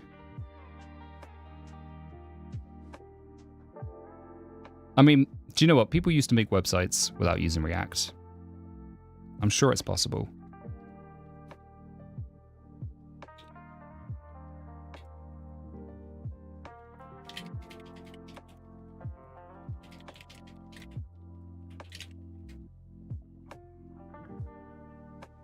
This is the only issue. Proxying requests. Rewrites don't work for everything. When did this get updated? June the 2nd. I do proxy on. This is the reason I didn't want to use Next. Because of the app router. Could always go back to the page router though. People are still called webmasters, yeah. You rewrote Twitter and HTMX, Go and Alpine. I mean, Twitter, is it the most reactive? Like, you're not dragging and dropping components around though, right? Try Nuxt instead. I mean, I've used Nuxt. I didn't really like the Nuxt 3 rollout. I mean, we're going with Go. Go is the winner. So it's going to be Go. Proxy, yeah, it is hilariously easy. That's why I kind of like... That's why I wanted to use SvelteKit, but I mean, it is a bit of a learning curve for Svelte. Tiny bit of dynamic features. I mean, that's good. You're right, Squirrely Brace. When there is very little dynamic features, I think that makes a lot of sense. I do plan on having quite a lot of dynamic features, which means I don't know if HTMX is going to work, but I mean, why worry about that now, you know? Why not worry about that later? And if it's all HTML and HTMX, it shouldn't be difficult to easily just migrate over to a more reactive framework, right? Yeah, it's better if your entire stack is Node. I think SvelteKit is better if your backend is not Node. Really?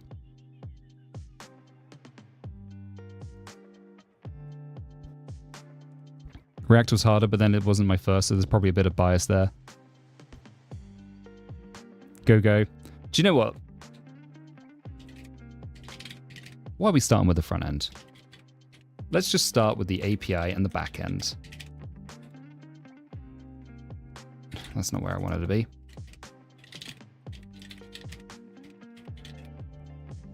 Let's write some code. Let's write some code, Raisin Loaf.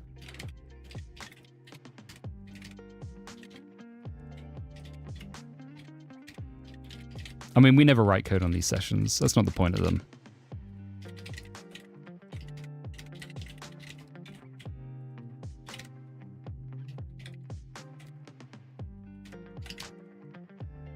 Talk is cheap, show you the code. Yeah, we're going to write some code. What does the Saas do? The Saas is about, basically you drop in an audio file, so like a voiceover file from when I record my videos. It will then generate a transcript from that file, which I can then use to organize into numbered sections or colored sections or whatever. Then those sections can relate to video footage or B-roll that I filmed. The stream is slightly lagging. How laggy? I don't think I'm dropping frames. Maybe I am. It's good now. Looks like I dropped a few frames there.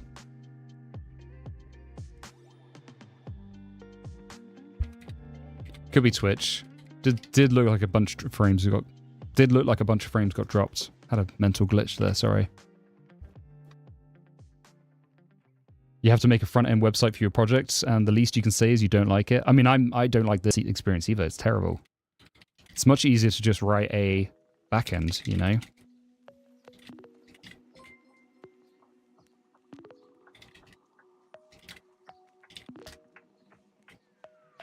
Easy.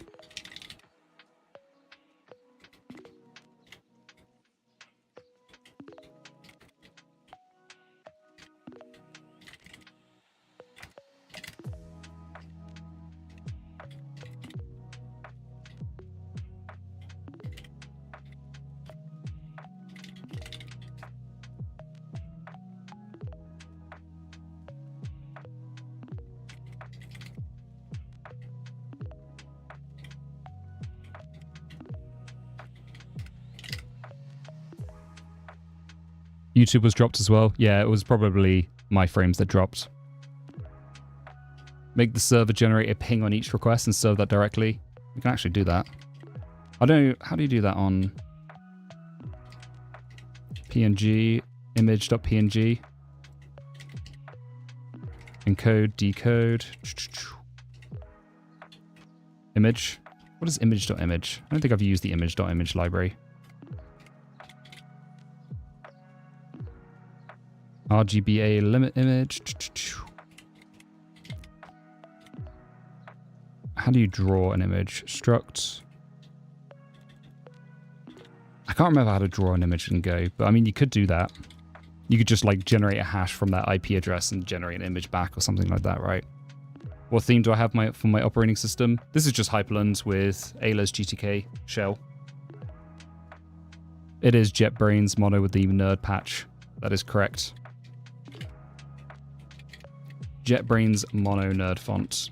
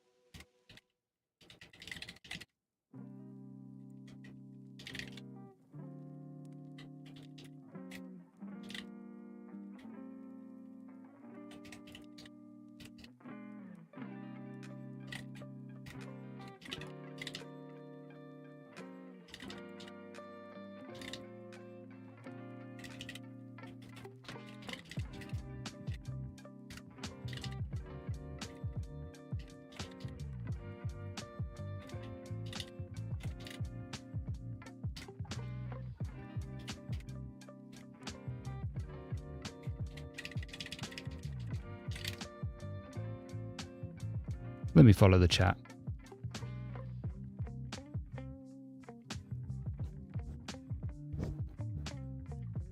There is the today command, but I need to go and update it. Let me go and add that in. I think it's on stream elements. Let me go update it though.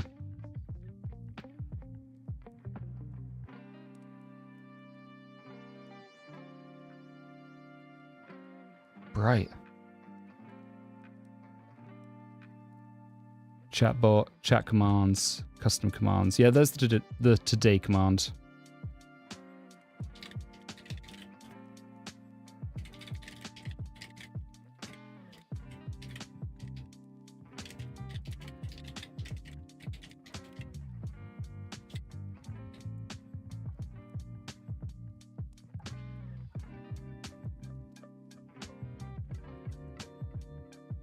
Cobalt on wheels.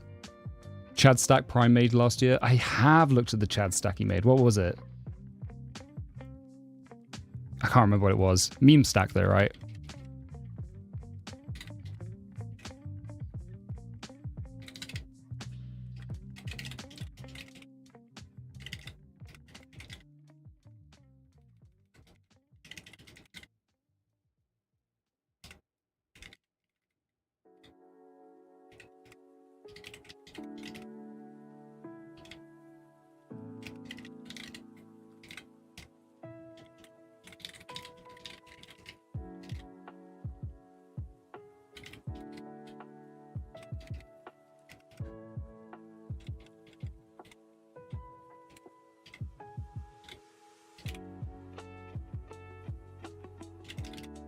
Slog.string. Okay. Address serve.adder.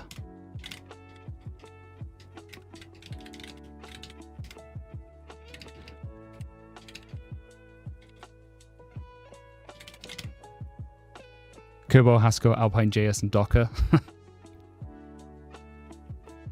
How are we handling auth? I'll probably use auth 0 or Clark. One of the two. If I decide to go with Svelte, does auth 0 work for Svelte? I'm sure it does, but...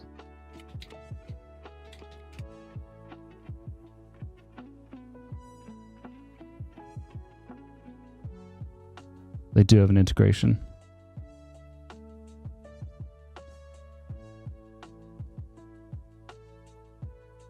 Let me just check the chat. Hontech, if you tried the today command now, it should work. Image new RGBA. Design question. I'm planning to write an admin panel for a terminal app that I don't have control over or source code over, and I want to stream live logs. I think I have an idea how to show it on the front end, but how would you recommend I do that on the back end? Logs go to a set of rotating files. I'm guessing I can just tail each file and dump new line into a WebSocket or something, or is there a stupid simple pattern for this I'm not seeing? Okay, that's a great question. I would probably use... let me show you what I would use. I mean, you can write it yourself, but if you're open to just buying something, I would use... what's it called? FluentBit. So FluentBit is probably going to be your easiest thing if you can install that on the machine. Logs go to a set of rotating, just tail each log and dump them into a WebSocket. I would just use FluentBit. FluentBit does that all for you, and then you can use log rotate to handle getting rid of the logs if you're worried about space or whatever. But FluentBit is probably what I would use. It does all of that for you. You can just write it to a number of different syncs or whatever. That's probably what I would use. Don't see the point of auth 0? Roll your own OAuth. I think like the ability, well, auth is kind of challenging. I mean, it depends. If you just want to use OAuth, then yeah, fine.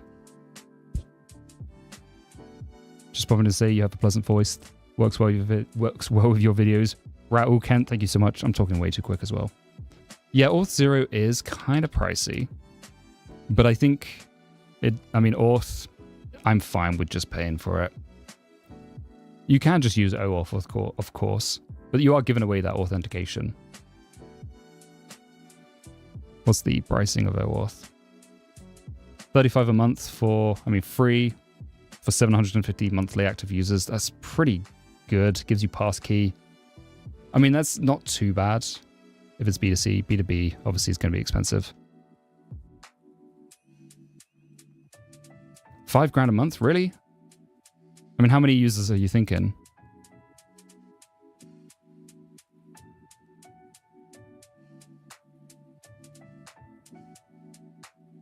I guess using your own domain. $5,000 a month is... I mean, that's going to be in the high end, right? Are you not based in the UK? I thought you were, but looking at your clock, clearly not. Wait, my clock is in Oh, yeah, I guess it's not the UK time. No, I'm not in the UK. I'm based in the US. Why not implement auth? Because it's a bit of an arms race. To do auth properly, like, okay, if you're using OAuth, it's not too bad because you're protected by the OAuth too. But if you want to do user password auth or anything else, you have to handle basically known leaked lists, right? So you have to inform your users if they've been involved in a actual leak, if their credentials already exist. You have to handle credential stuffing attacks.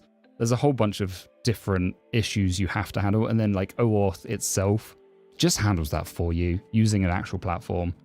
Now, if you don't care about people worrying about, like, if you just don't want to own the auth side yourself and you just want to use OAuth, that's also fine. Like, that's a fine option to use. Some people like to have username and password though. It depends on what your users want, and ultimately that's what you should be focusing for. User password auth is a dead end. It kind of is, yeah. It is. But like email auth, people still like to use that from time to time. You can use Google. I mean, I use most of the time SSO. That's what I use as well. But like, people still want it sometimes. But yeah, if I was just going to do auth myself, I would probably just use something like Goth and OAuth too. I don't want to sign into everything with some account I don't actually have. I mean, that's the thing. Not every user likes OAuth.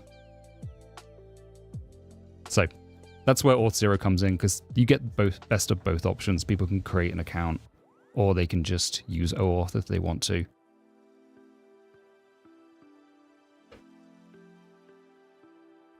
Thanks, Lux. I appreciate that.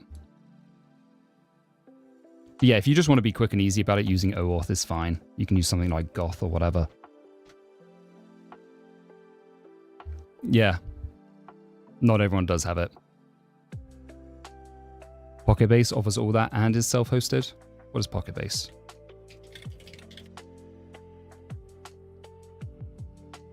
Can I recommend any Go packages for a Django developer? I mean, what kind of packages are you looking for? By the way, Sailor Bob, hopefully that helped. FluentBit. FluentBit, you can configure it in Lua as well. But yeah, it's pretty awesome. Let me, am I going to flashbang? Sorry, everyone. That was a flashbang.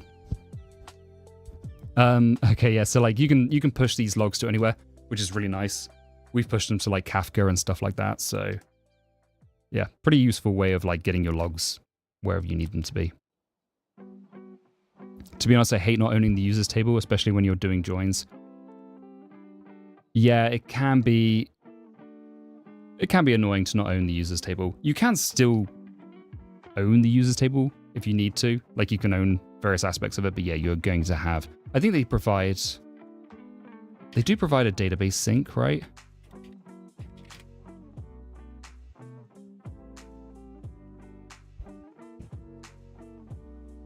Maybe not. I thought they did integrate like a data push. But yeah, that is something to consider. Loki might be the easiest. Loki's pretty good as well. Getting it into like a database that you can just... Yeah, getting it into a database that you can just query is probably one of the best way. Is Pocketbase a full backend? Open source backend in one file. Hey.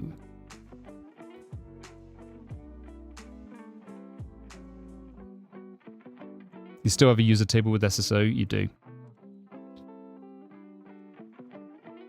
I'm a full stack developer and I want to use things other than Python on my personal projects. For example, I'm building a lead gen tool that uses web scraping. So web scraping in an ORM that supports Postgres. Are you using JavaScript-based web scraping, or are you using, well, yeah, using like a headless browser, or are you using just HTML?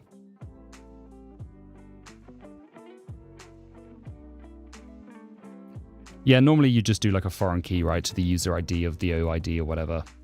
What Linux distro and desktop environment are you using? It looks stunning. Love your content. Thank you, Alex Vanderberg. I'm using NixOS, and I'm using Hyperland as the desktop environment.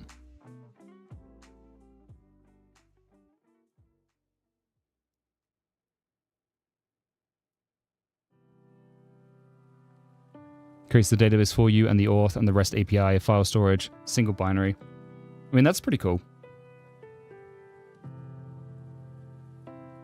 Why is this?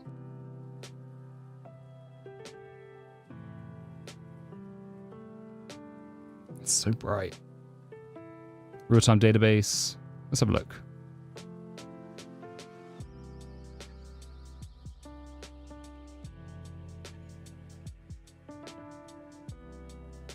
Gives you an admin dashboard as well. I know, it's so light theme. Is there a way to change this?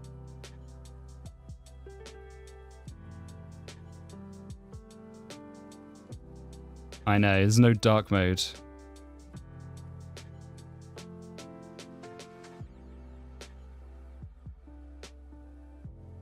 I mean, that's pretty cool.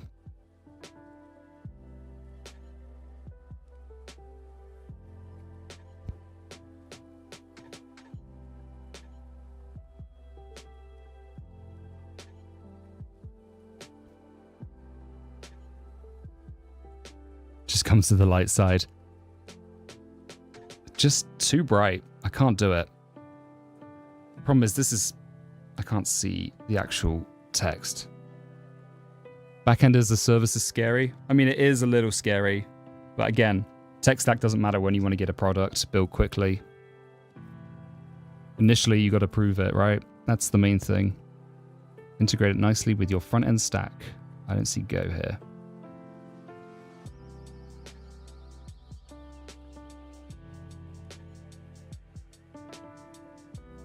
These are a bunch of free gophers.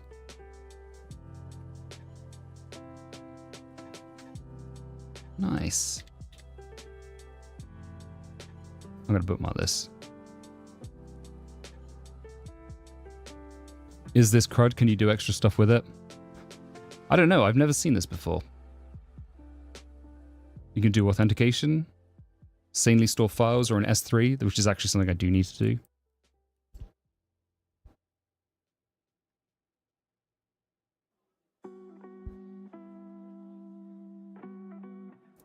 Creates a REST API for you.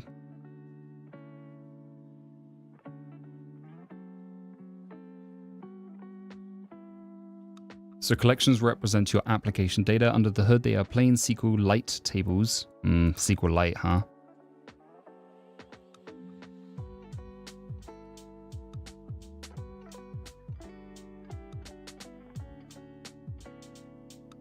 Fireship used Pocketbase for real-time chat applications, and it was pretty solid for a SQLite database.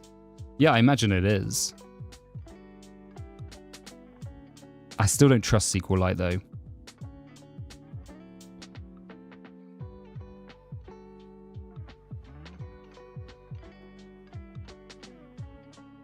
I don't trust SQLite.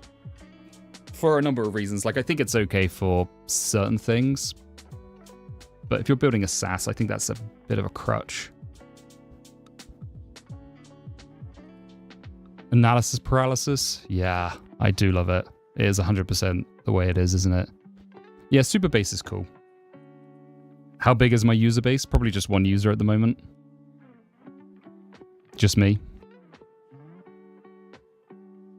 There's also app rewrite. What is the problem with SQLite? I think SQLite is good for what it's meant to be, but I think we're starting to see more of a push for using it as like an API-based database, and that I kind of have an issue with. I don't think SQLite as an API-based database is great because, so I mean, yeah, you can have multiple readers, writers. What is the Saas that I'm building? It's a Saas basically to do voiceover transcriptions. and shot lists based on those transcriptions. Terso, yeah, I've had a look at Terso. I mean, it's interesting, but like, did Terso have business metrics or business intelligence? I mean, there's just a lot of things you can't do with SQLite that you need to do at a certain point when you have an actual SaaS that's successful. And so at that point, you're just rewriting your database to work with Postgres or anything else, because you will need those things. And that to me feels like more of a corner to be backed into than using something like, changing your framework, right? Once you're having to move data out of SQLite into a database that supports replication, that for me, and also like Terso, is there any other competitors to Terso? Like if Terso suddenly ramps up their price, are you vendor locked in by using a SQLite database in this way? Embedded replicas? Let's have a look. Do you have an example of one of those necessary things? Yeah, like replication, right? Read-write replication is one of those things. Read-write replication, business intelligence, going to a data warehouse using CDC. There's like loads of different things you'll need that you just won't get from SQLite, in my opinion. libsql is what drives Terso.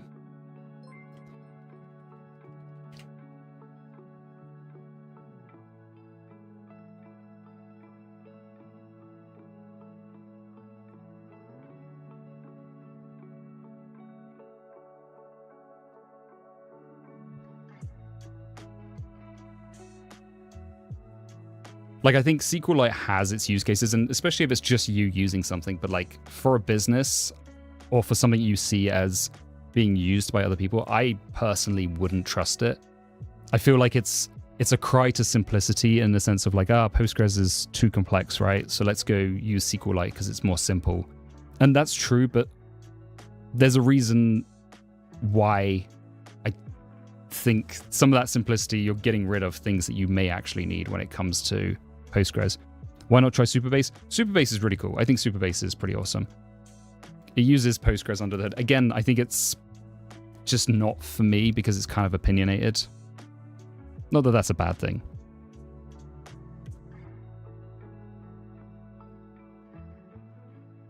Touches on the why of SQLite. I'll take a look at that, Sinner.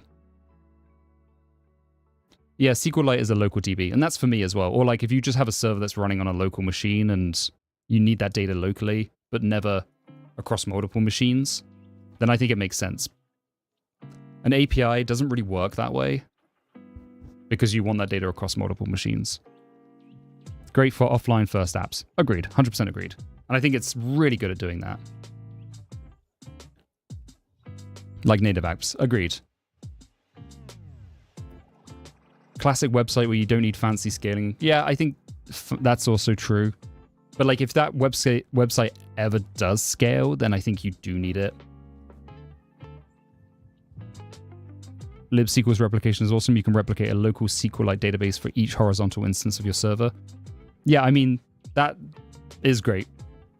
I don't know why you wouldn't just use Postgres if you're doing that though, because Postgres is way more battle tested for that, if that makes sense. And you're not going to be vendor locked into like, I mean, to be fair, if it's libsql and it's open source, fine. And if you can run it yourself.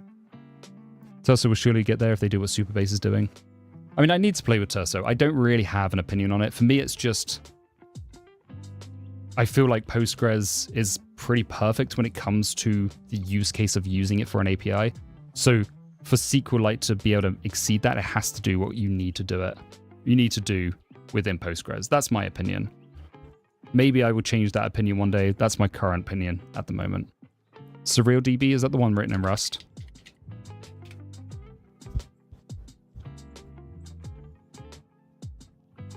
I've not tried SurrealDB.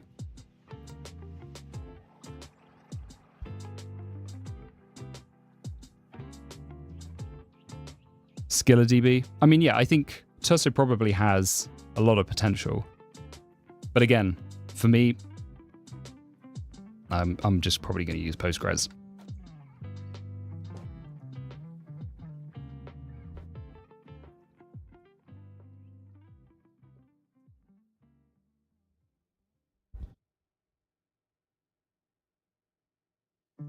Is SQL-based DB, are you locked in though? The migration can be simple, especially from SQLite to Postgres. Yeah, but I mean, so the bigger issue is your data is kind of locked in, right? Like moving your data out, you can do migrations and stuff, but I don't know what the tooling for doing a migration of SQLite to Postgres looks like. Saving all data as CSVs, I mean, it's not a bad option. Maybe not in a CSV, maybe in Parquet.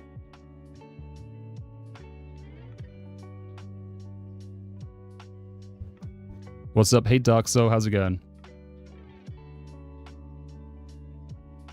Which is the best, Postgres, Maria, or Mongo? Mongo's NoSQL, so I probably wouldn't recommend that.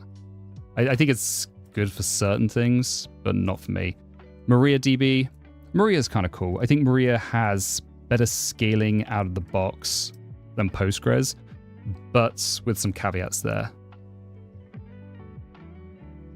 Save all data as Minecraft mod jar files. Thing is, if you're planning on migrate database choice, you're either worrying too early, making the wrong initial choice, or if it's not an important decision. I mean, that's a valid point, but I feel very comfortable with Postgres, so I would probably just use Postgres rather than worrying about using SQLite and worrying about the need to have to migrate in the future. That's the thing. For me, it's like, I don't think everyone's like, oh, why not use SQLite, right? Which is fair enough, but why would you use SQLite over Postgres? That's, I think, the real question. Like, at what point is SQLite a better decision than using Postgres? If it's offline data, as people have said in chat, I think that is absolutely correct. Like, offline data, you don't need it to go across multiple machines. You don't need multiple machines accessing that data. Absolutely fine. If SQLite is also better for serverless, explain that one further for me. You can use SQLite just for the users. Yeah, offline data lives on their device. Perfect. Makes a lot of sense. For me, building an API that uses SQLite, we're starting to cross into the territory of why, I guess. Yeah, Postgres is my default. But like, if you're building an API that you want to, at some point, replicate over 3 different machines so that you have high availability, why not just use Postgres? That's the thing. And like, you can use SQLite if you want to. I think that's absolutely fine. But I think, why would you use SQLite? I guess that's the answer I would need to have. Why would using SQLite be better than using Postgres? And if there is an answer for that, I don't know that answer. But somebody smarter than me probably does know that answer. Talking about memory and storage, did you know one of the first games used the trick to store data in a specific shape is Car-through RAID tubes? Yeah, I think I did know that, right? Why limit yourself to just 1 DB? I mean, yeah, why not? Why not store it in both SQLite and in Postgres? That's true replication. It does make testing in dev very pleasant, but I mean, there are other options, right? You can use test containers to make testing pretty easy. You can use test containers to make dev pretty easy. You can use Docker Compose. So, I mean, there are other options for Postgres as well. I think SQLite probably is easier in that regard, but Postgres isn't exactly difficult.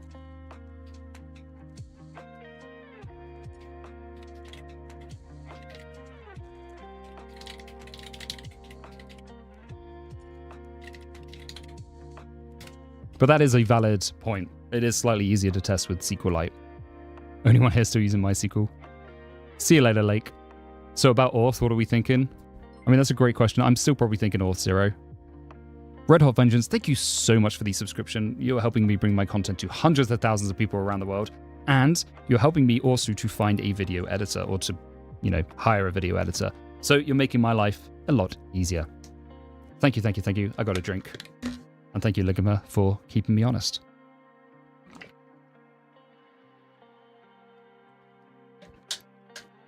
Postgres serverless will spin compute for a few minutes to handle requests, even if it's a single read-write, whereas SQLite you're going to be done with it after the request is finished, since it's just a file. But you're still going to need scalable serverless instances to actually hit the SQLite, right? MySQL is fine. It powered Facebook, right? I don't know if it still powers Facebook, but if you can power Facebook, you can pretty much do anything.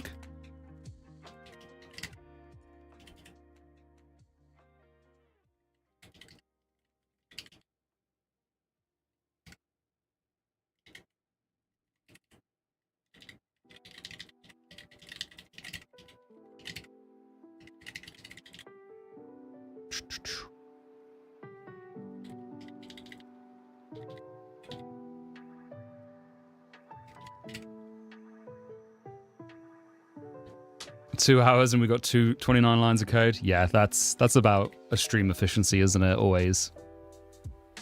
Is SvelteKit RESTful API bad? Probably not. I mean, it depends if you're okay writing your backend in TypeScript or JavaScript. Again, like if you are building a SaaS application, like an actual product, and you want to go to market quick, do whatever you can to be as quick as possible. Tech stack doesn't matter. As long as it can do what you need it to do, the rest of it is whatever you are comfortable with to get that product to market. So in that case, if it's building it with a JavaScript backend, that is probably going to be your fastest thing. In all honesty, if I wanted to get this to market as quickly as possible, I should just write it all in Next. That's honestly the most important thing. I've seen companies use Access databases to get things up and running, and then they sold that company for millions of dollars, and that's it. Who cares? You know, that's the goal. Yeah, your tech stack, it doesn't really matter at the end of the day if you're trying to get your business up and running. If you're building complex technical solutions and you need to have the fastest speed or the right tool for the job, that's when your tech stack matters, when you start getting into the technical weeds and the technical chops of things. But if your main goal is to get to market as quickly as possible, build it in whatever tech stack, 1, can support whatever you're building, and 2, whatever you're comfortable with. That's basically it. I work on a popular streaming service and we heavily rely on DynamoDB and I hate it so much. Yeah, I mean, DynamoDB sucks, right?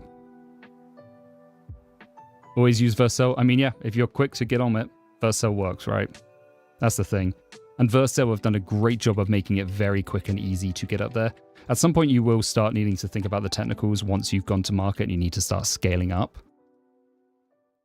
Hipster to create CRUDs and launch quickly. I mean, that's probably the way to do it, right? If you need to validate, that's the way to go. I've not even seen Hipster before. Full stack platform for the modern developer. Java Hipster. Yeah, I mean, if you need to get going quickly with Java, this is absolutely fine. I was expecting that to be JS, but I guess it would be JS Hipster.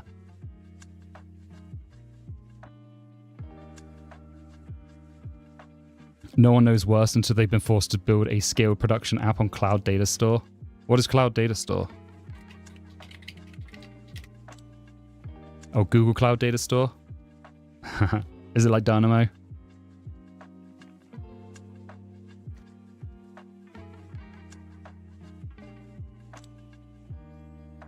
It's NoSQL, yeah. Okay, so it's like DynamoDB, right? Oh, okay, so it powers Firestore? Yeah. Fun.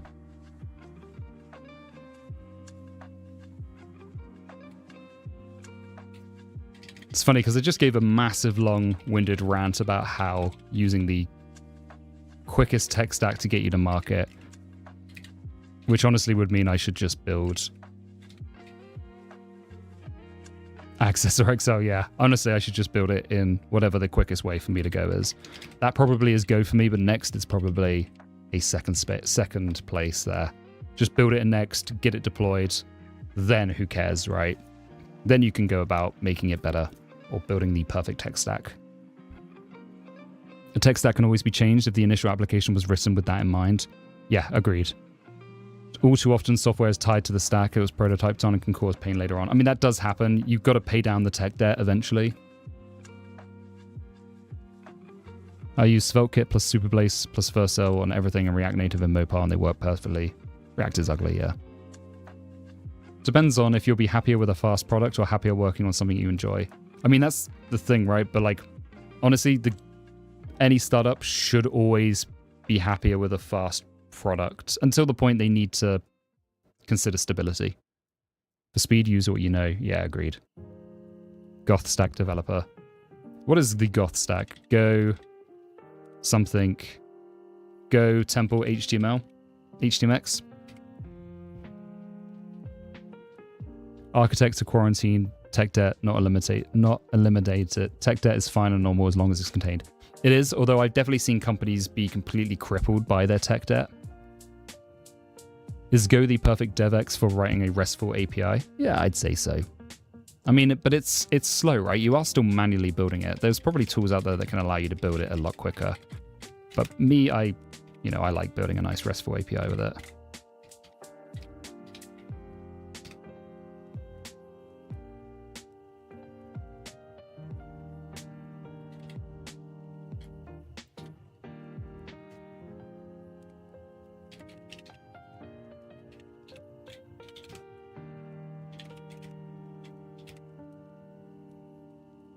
Do you recommend using Go Fiber or raw Go is better? I recommend the stdlib. Would you recommend Go for a C++ dev? Yeah, I think so. I learned, well, C++ was the language I used for like for the first half of my career. So moving to Go was fine. It's a bit more C-like than Go.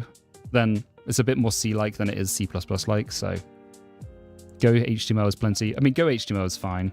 Temple, honestly, yeah, Go HTML is fine. As long as the reach of a big refactor is limited, you're more likely to be okay. Like, understand the risks at all. Yeah, I agree. So, I mean, taking that rant into consideration, the best thing for me to get this built up and running as quickly as possible is to probably use Next.js and do JavaScript in the back end, right?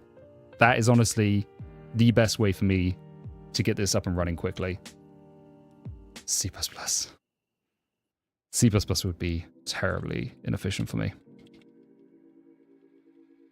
The stdlib for the HTTP server in Go.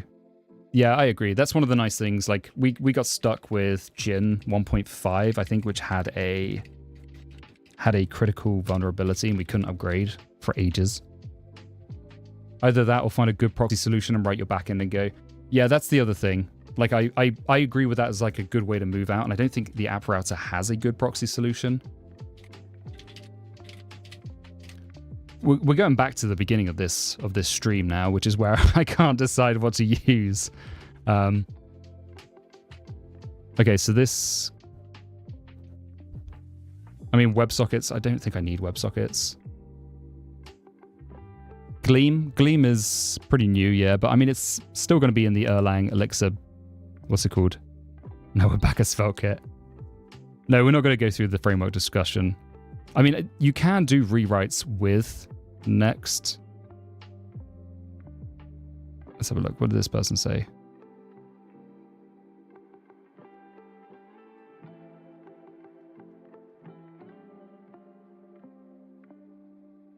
Oh, using the page router though.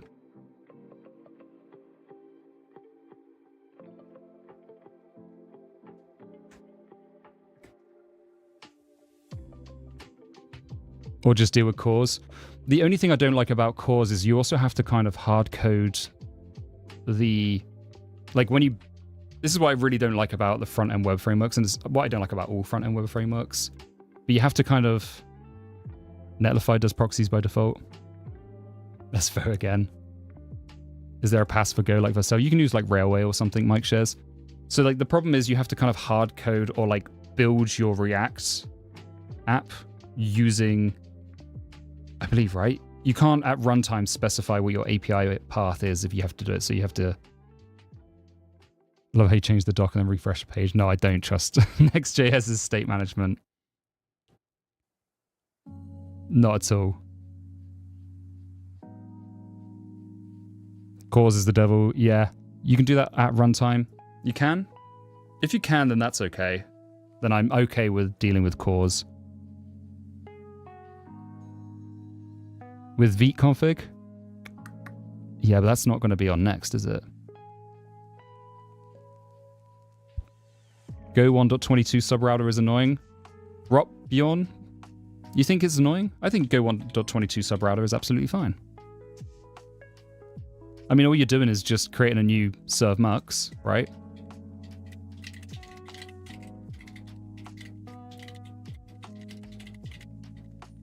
And then just doing router.handle.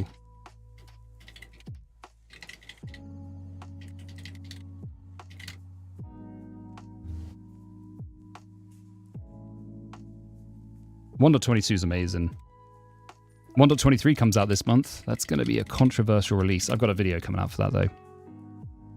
SvelteKit is the best choice for new projects. Now we're going straight back to the start.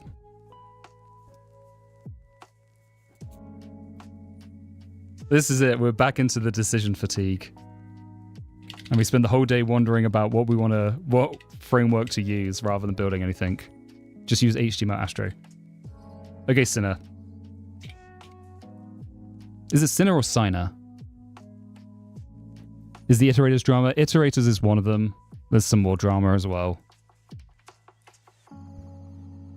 I don't want to give it away though, because I want people to click the video.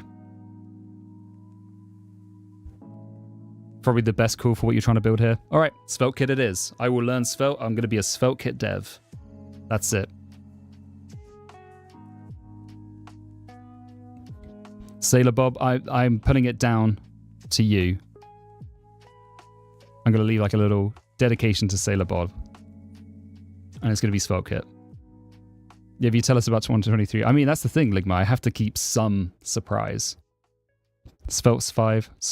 Okay, so we did it, everybody. We let's change the name of the stream, right? So we can reflect this new decision that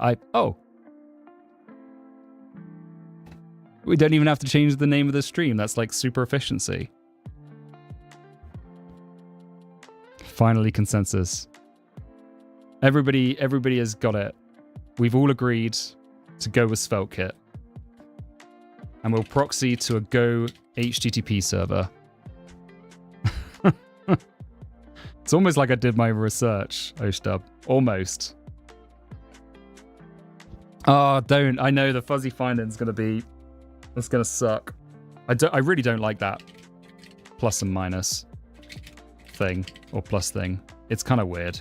But you know what? We can deal with weird.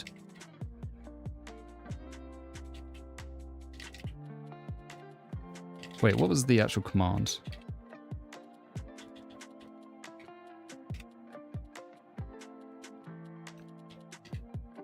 Scaffolding. Let's do that.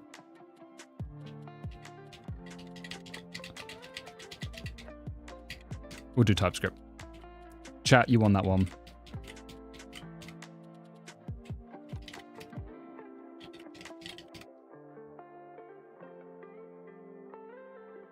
SvelteKit pocket-based stack. I mean, I'll check it out. That's why everyone finds front end miserable. Yeah, front end is miserable, but you know what? You just gotta move forward. You gotta commit to the decision you've made, and just go with it. That's what I've learned from today.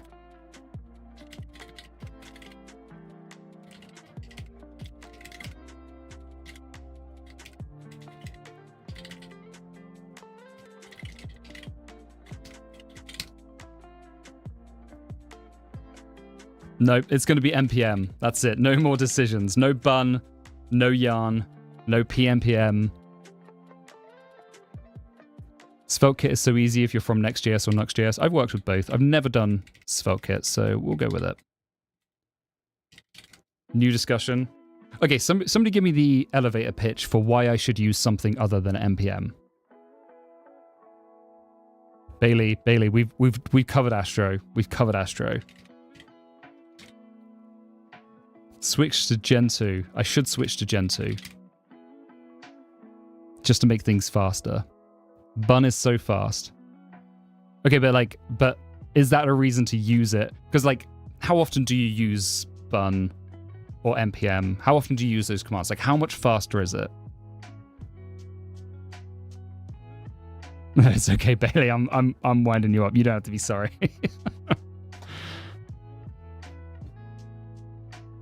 PNPM symlinks, blazingly fast, bunx. But okay. If you don't use just don't use npm if you're in a monorepo. I mean, I'm in a monorepo, but this is the only one. So okay, bun install. What's the difference? If I just remove this web, and then I do, what was the npm command? So if I just do bun create, that's it, right? Bun create.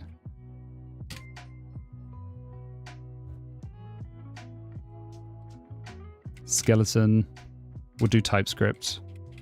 Wait, oh, that's not right. I need to rm web.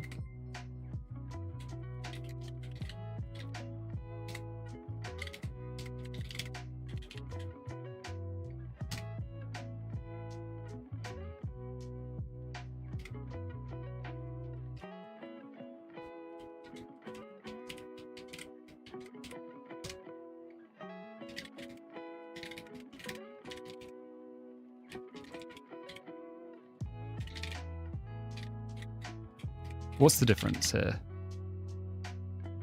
Oh, we just deleted the package lock. Let's not do that.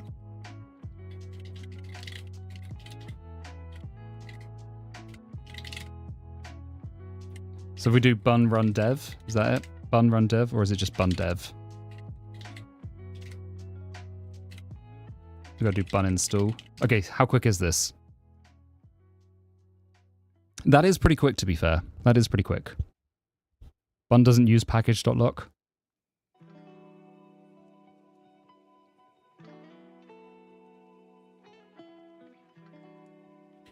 I mean, bun is pretty fast.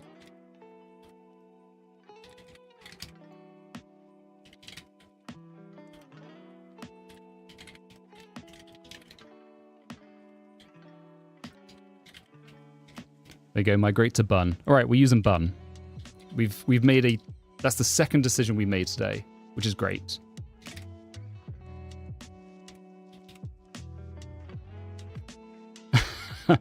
Well, that joke became reality, Oshtub. That's unfortunately how it goes. Okay, we're in SvelteKit.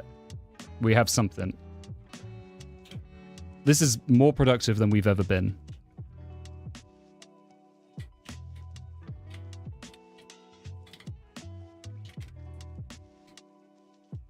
Oh no, I'm somewhere.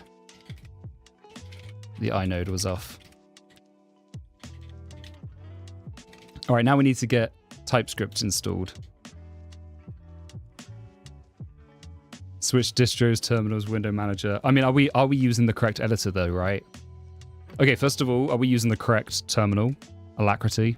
I don't know. People keep saying stuff. Maybe we need to look into something else. How long will the Svelte arc will last? Foot. Joshing you, thank you so much for the subscription. You are helping me bring my content to hundreds of thousands of people around the world. And you're helping me to hire video editors, which is great because you're helping me get time back. So thank you, thank you, thank you. I got a drink. Ligma, I don't think Ligma's here. But Joshing you, thank you so much for the subscription.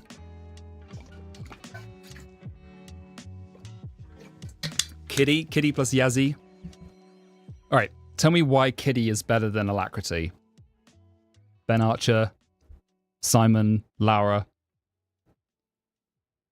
Typecraft thinks Kitty is better. I mean, but why?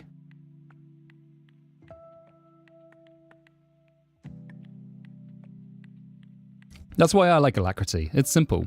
Image support. I mean, images in the browser, images in the terminal. Is that really needed? Kitty is the best for symbols. I actually don't like symbols though.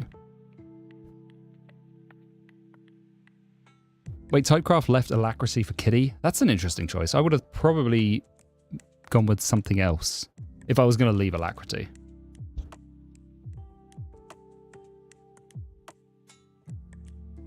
If you like LF4, Yazzie image support is nice. I mean, yeah, that's fair. I don't really look at images in my terminal though.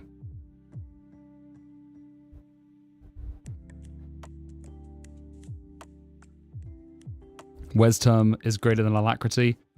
Yeah, I think that's one of the things that I've seen. So close to starting. Yeah, I know. We gotta install Tailwind. That's the next thing. We can do it. We're doing it with Bun though this time.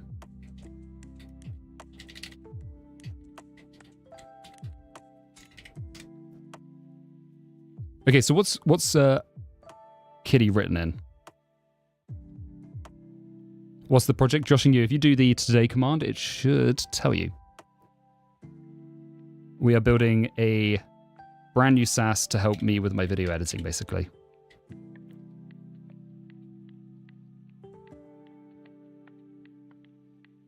Shot list. That's meant to be shot list. Do I like Apple hardware? Yeah, I think the M chip series chips are incredible.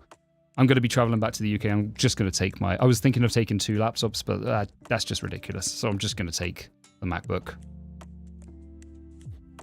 Is it shotless? Shotless. Yeah, I'll change that. It's a shot list. Bunx. Okay, Bunx. Thank you so much, Mike Shares.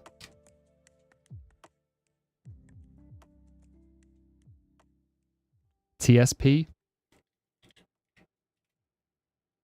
What does the TS do? Oh, it creates a config.ts. Nice. Kitty is also written in Rust. I'm just Alacrity. I've been using it for a while. I'm not really somebody who likes to change tools that often.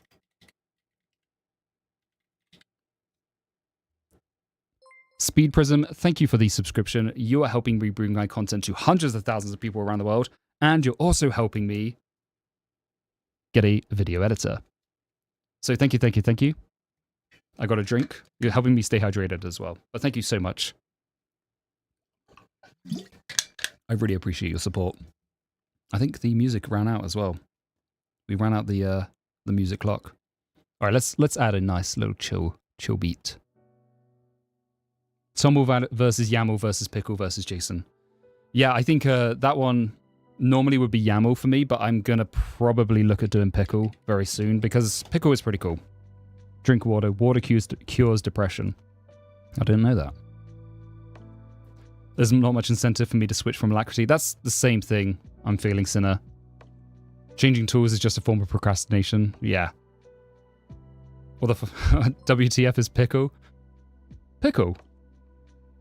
A delicious Macon FRR. Thank you so much for the subscription. You're helping me bring my content to hundreds of thousands of people around the world.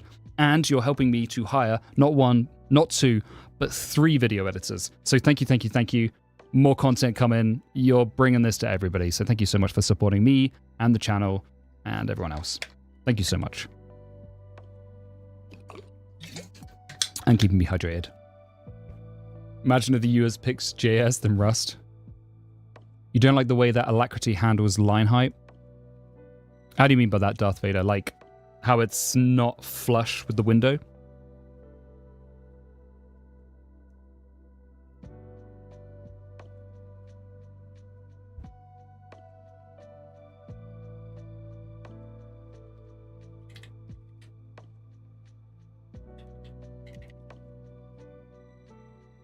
Well, I got 2 Tailwind configs. That's not great.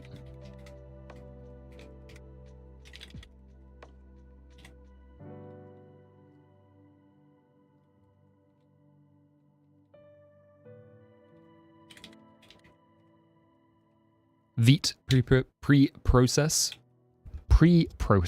So I'm trying to get the... We are winning the most productive stream award. I think actually this is one of my most productive streams. Usually they're not, but that's beside the point.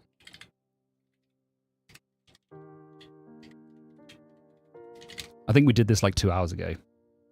Pickle? Yeah, sorry, Sailor Bob. I didn't tell you what Pickle was. Yeah, Pickle is... It's like a...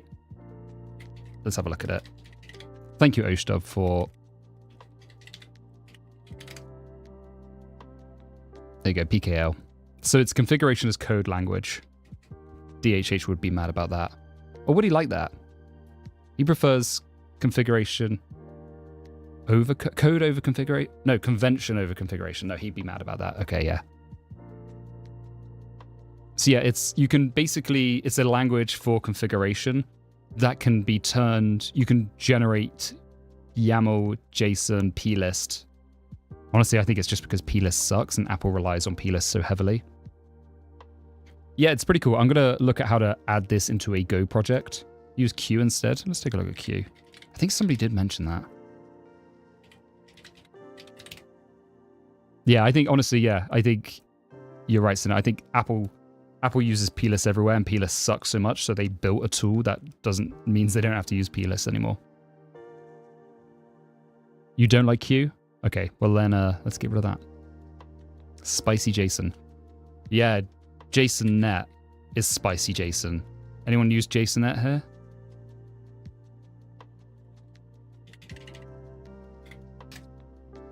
JSON.NET. I hate JSON.NET. That is the spiciest JSON.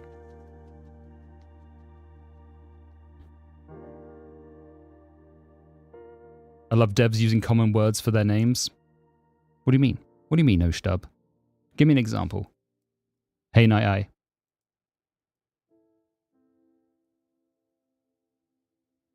Yeah, I don't like JSONet.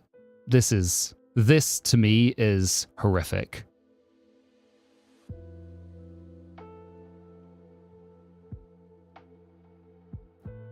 Type safe JSON. Yeah, that's kind of what Pickle's like. You can define the types and make it type safe. NightEye19, thank you for the gifted sub. You're helping me bring my content to hundreds of thousands of people around the world and helping me to hire not one, not two, but 3 video editors. So thank you, thank you, thank you. I got a drink. You're also keeping me hydrated.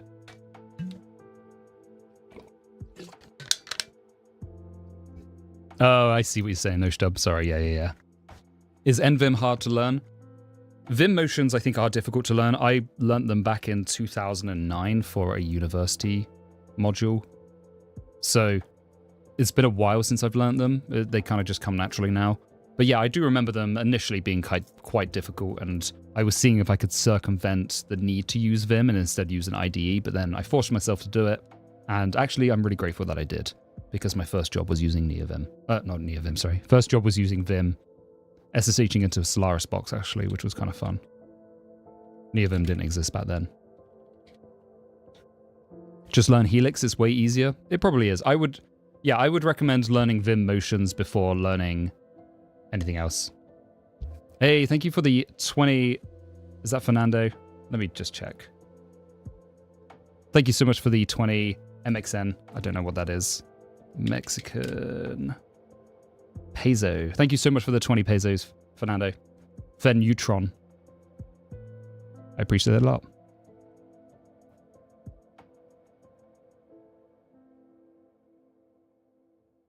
I need to get some notifications set up for YouTube donates, but I appreciate that. Thank you, thank you, thank you.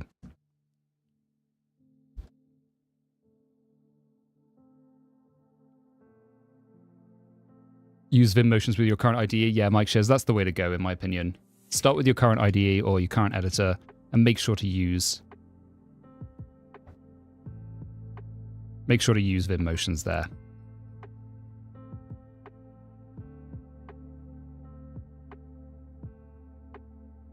It used to be that you weren't able to do that.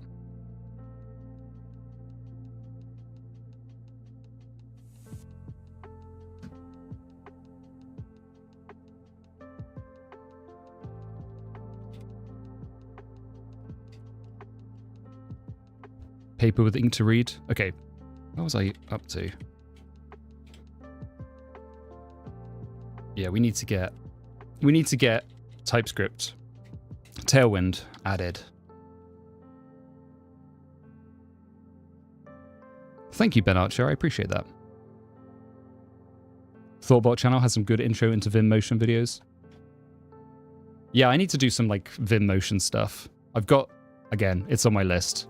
Editors, it has to happen. The videos will be churning out once we're up to speed. I'm going to just flood the market with content.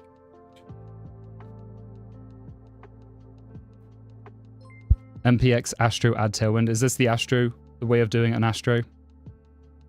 Sinner.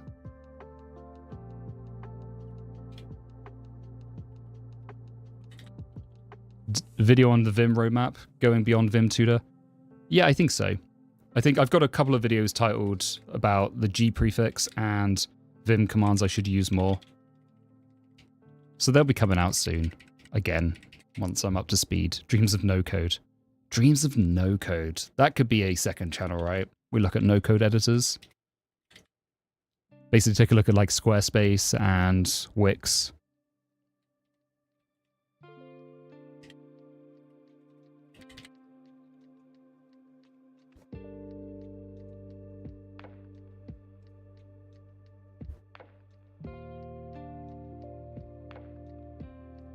Dreams of No Code is actually a farming channel. Yeah, I just do woodworking and stuff. I don't do farming. I do gardening, I guess. Grow stuff in the back garden. To be fair, I think growing stuff in the back garden is pretty cool because it gives you an appreciation of like... Because, you know, like the common salad, it just... In nature, it wouldn't exist because you can't grow all those things at the same time. You can't grow radishes, lettuce, carrots, tomatoes at the same time to make yourself a salad. Just doesn't happen in nature. Med, hey man, bunch of questions on this project. If you can say, what have you done so far? Not a lot. We haven't done so much. I've basically gone back and forth over which framework to use, and we have decided on SvelteKit, and we're gonna settle and we're gonna stick with it. Although that might be a bad decision. Maybe I want to go with React in the future, but we're gonna settle with SvelteKit. We may move to Astro though next week if Astro ends up being a better decision to make. Or we'll just go use React with Vite. Maybe that's the right decision. I don't know. There's so many options. But we basically decided that there's decision fatigued when it comes into front end. Gardening plus Internet of Things channel. I mean, I could do, plus woodworking. Kind of building your own stuff. A channel about spending hours to decide which tech stack to use. That's now Dreams of Code. What's the pleasure ratio of taste versus knowing you made it yourself? So like, growing your own strawberries is better than any store-bought. Or, your own strawberries. Lettuce is pretty okay, actually. Lettuce doesn't really have much of a difference. Tomatoes definitely do, though, because you get them when they're more ripe, and you can get some really nice different varieties of tomatoes. All our peaches died this year because our trees got killed with fungus. Not killed, but almost killed. Politics channel, you don't want to hear my political stances. Nobody wants to hear that.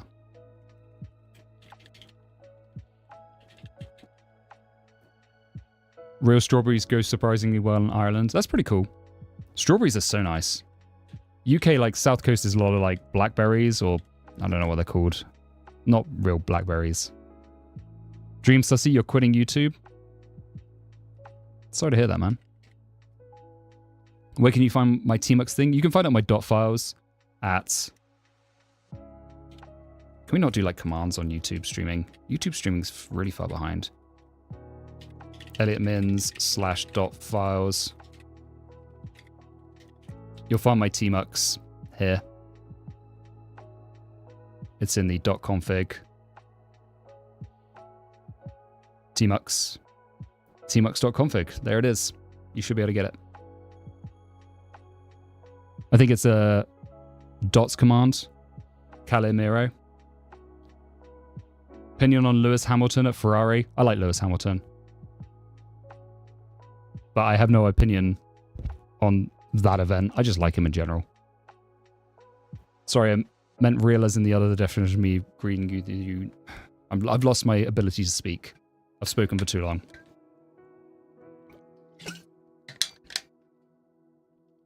You been out picking some today? Nice. Nice. Let's set targets. What targets we setting? I mean, the main target is I have to get this done. I have to get it. We need to go into the app.css. Wait. Oh, we got to create it. Okay, that's fine.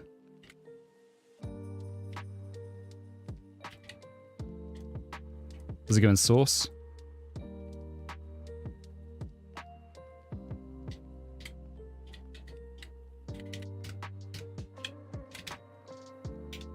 $45 repos. That's just on my personal account. Create a source roots layout Svelte.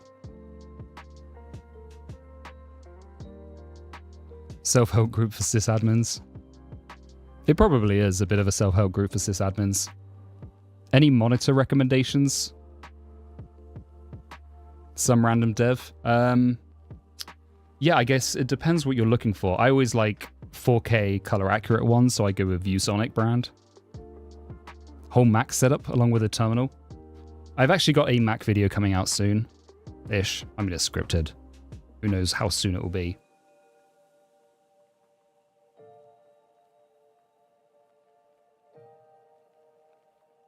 Okay, we got to do this. We got to get this done, and then it's probably going to be cool quits. What's the plugin that I use to create the file? This is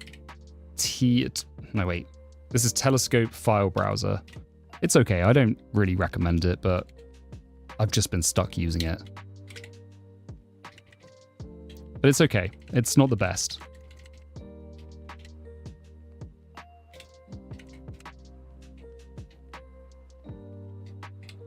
Like, I never remember the commands.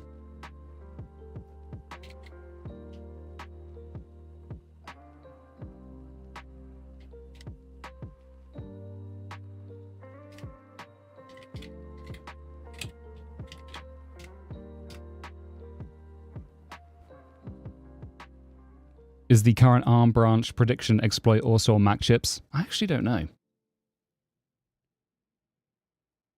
What OS is this? This OS is NixOS using Hyperland with the Ayla's GTK shell on top. Am I into gaming at all? Yeah, I love gaming. I just don't do it. But I love playing video games. I actually might, now that I get some video editors. If like I can get back into a healthy work-life balance, I will start playing video games again. But normally what I do, so like I haven't played video games for maybe 2 years now, mainly because YouTube. YouTube's probably one of the biggest reasons why. So I used to play video games after working, but now I don't really work. I just work on YouTube. But when I was doing YouTube after work, I would just focus on that. Now I can kind of hopefully see myself playing video games whilst doing a day job. Yeah, Factorio. I've heard Factorio just destroys your kind of ambitions for anything else in life. Is it unhealthy as in too much work or too much life? Too much work is unhealthy at the moment. I think I'm trying to get back into a bit more life. By having an editor, it will be healthy. But like definitely the first half of this year, I was working way too hard. And then we got hit by tornadoes. So my house got hit by a tornado, which everything's fine. Fence went down, whatever. But that allowed me to reset a little bit. And then I started to think, okay, what do I want to do in the future? Because I can't just keep working 16-hour days. So I decided to get a plan of like how I'm going to make sure I still have the same quality of content. Yeah, just a monologue. All right, what are we doing? What are we doing? Slot is just a render child. If I got a tornado in my area, I would go straight back to the UK. Yeah, I mean, it looked like a war zone here the next day. It was pretty awful. And like famously, we've never had tornadoes. They always like fizzle out here. Start using Tailwind's utility classes to style your content. Lang for post CSS for any style blocks that need to be processed by CSS. Okay, let's try this out. It says we can just use bun run dev or bun dev. Bun run dev. I like that, it rhymes. Okay.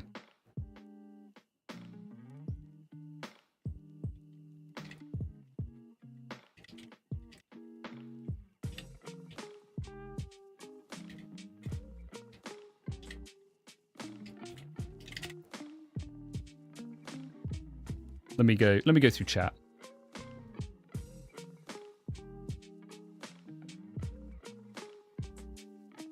Oyano Moroke, I missed a sub. I am so sorry. That was 11 minutes ago. That is awful. Oyana Moroke, thank you so much for the subscription. You are helping me bring my content to hundreds of thousands of people around the world and helping me to hire not one, not two, but 3 video editors to make my life a lot better. So thank you, thank you, thank you. Here's a drink. And again, I am so sorry I missed that. 10 minutes, that's terrible.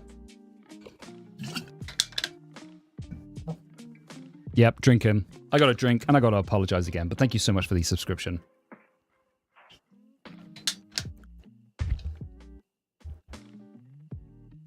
Dimitri, I have NixOS installed, Hyperland as the desktop environment.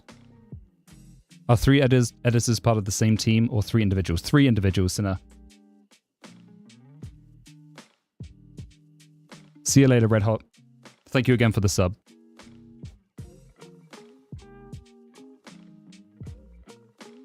Venn diagram of devs/engineers and Factorio players. Yeah, I know.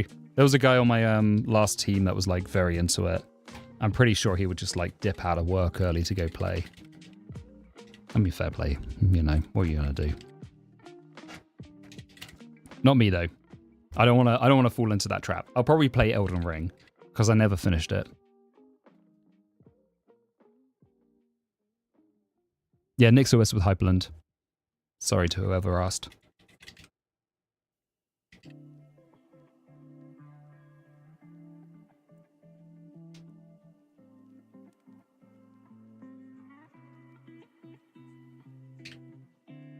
Let me start working. Yeah, I mean, we're almost at the end of the stream anyway. We got 20 minutes left.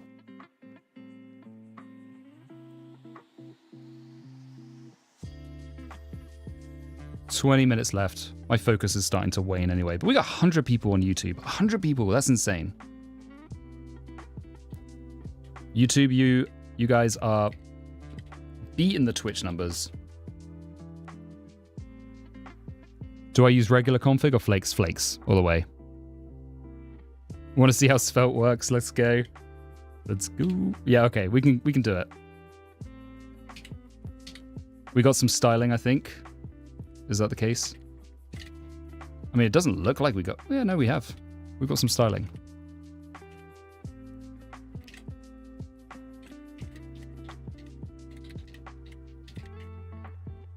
I mean, that's it, isn't it? It's basically...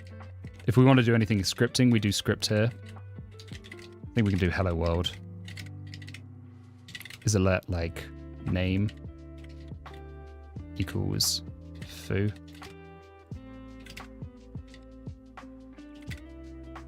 Thanks, Anken. 3-hour stream, default SvelteKit page, peak performance. I know. It's a wonder how I get anything done. I actually don't know how to do this. Let's take a look.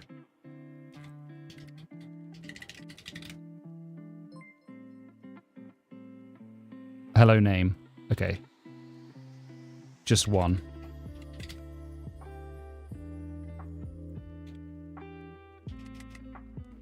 What am I pressing? Okay. Do a counter example.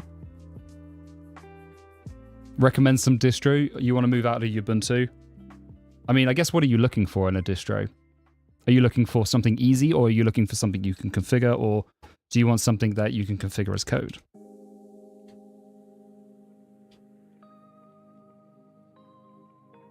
Do I like seeing things done automatically? Yeah, I do.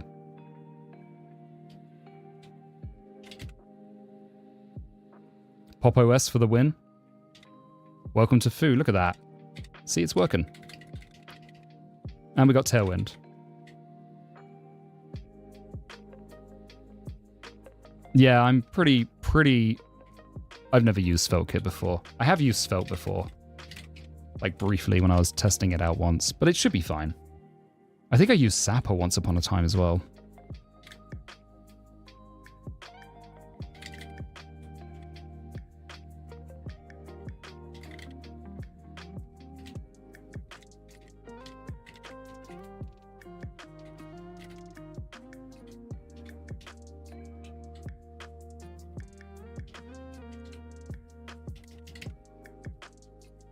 There we go, nice.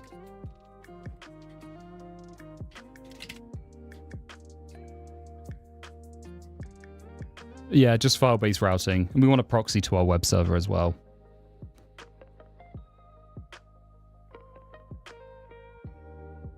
Sapper is old, but I'm an old dev. People think I look younger than I actually am.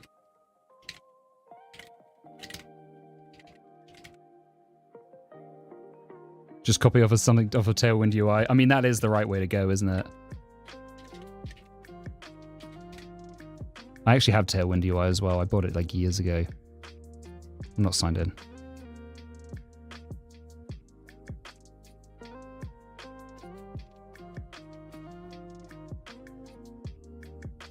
"32-year-old? Thank you, I appreciate that. I would take 32. I'm not 32, but I would take 32.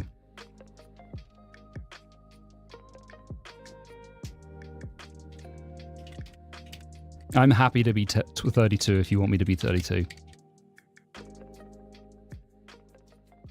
We have built-in Nginx proxy. Veet, I think you can do Veet proxying, right?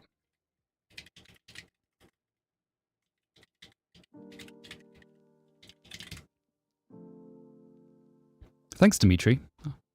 Okay. server proxy in the vconfig.js.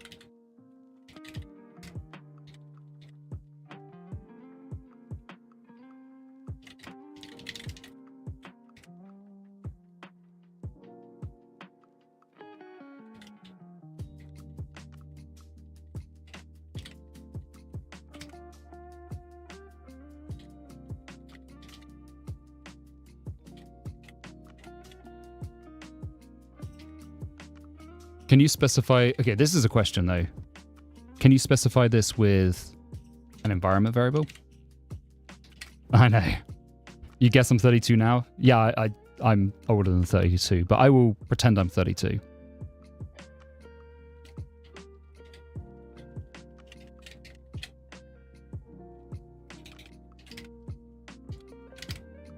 Go allow cause by default? No, but when you proxy, you circumvent cause.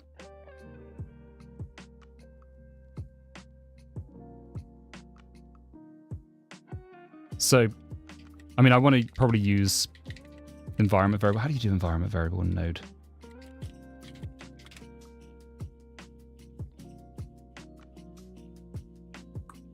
Process.env.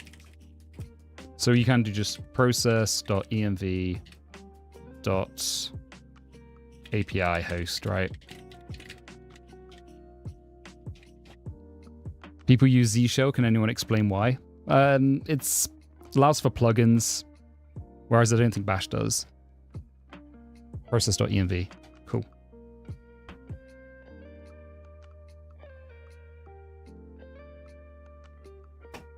Wait, the whole proxy thing for Svelte was for this? Won't you deploy this on Kubernetes where the ingress nginx could handle it?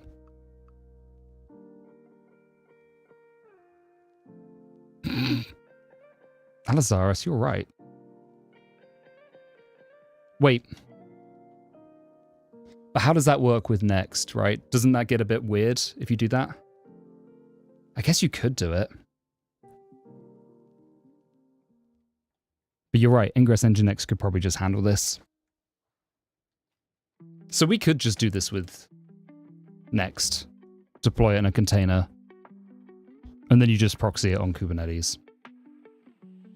I think the thing about that is, though, it does kind of lock you into Kubernetes. It would be nicer to just not do that. Yeah, use the rewrite tool, rewrite rules annotations on the ingress. You're right, Alazaros, though. We could just do this within the ingress nginx. I was so close to having a go, to doing it. All right, so we're going back to Next then, are we? I mean, the only thing is then, like, yeah, that works, but for actual testing, or for like actual development, that's kind of a pain. We're not going to go with Next. We're not going to go with Next. But yeah, you're right. We can just leave this as the proxy here, and then we could just rewrite it using the ingress nginx. I think SvelteKit is fine. So many things can go wrong with Next. Okay, I think right, hang on a minute. Hang on a minute. What if...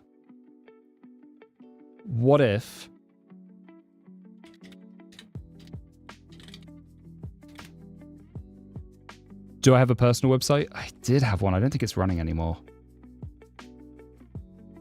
What if we just use Vite? What am I trying to do? I just want to have a web app where I'm uploading a file. I mean, I'm not expecting to do that today. Today we're just having fun. Oh yeah, there's dreamsofcode.io, I guess. It's not kind of a personal website. Vite was solid. Okay, what's solid? Where did solid come into this? Solid uses JSX though, right?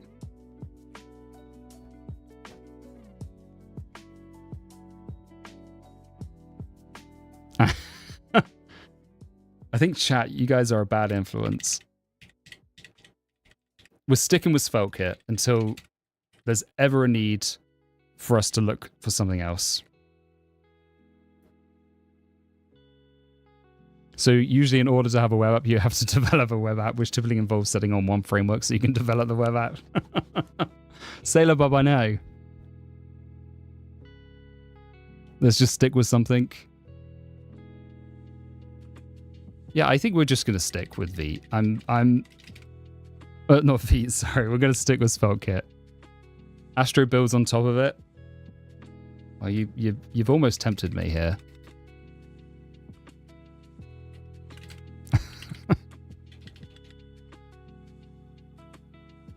No, we're gonna stick with this. We're gonna stick with it. We're gonna get an HTTP request off to our Go server, and then we're gonna call it a day because we've got 8 minutes to achieve that.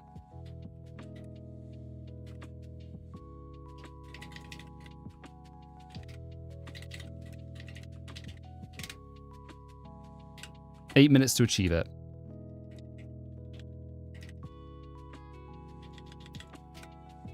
Okay, so we want to have a button that just sends an HTTP request.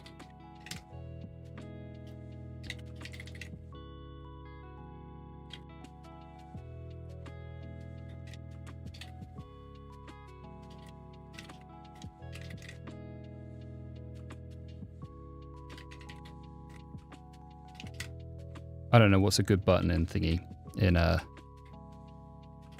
We'll do a teal one, I think.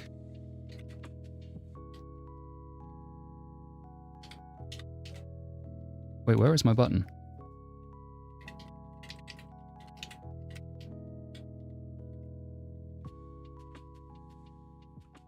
Is button even a thing?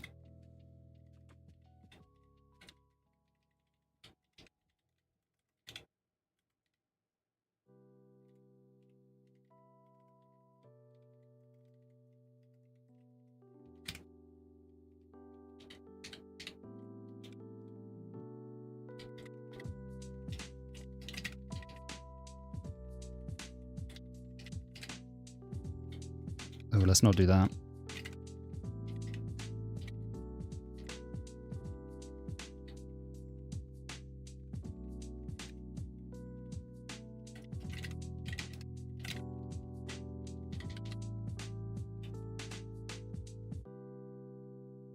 Let's get rid of the flex. I don't need it. Okay, we got a button.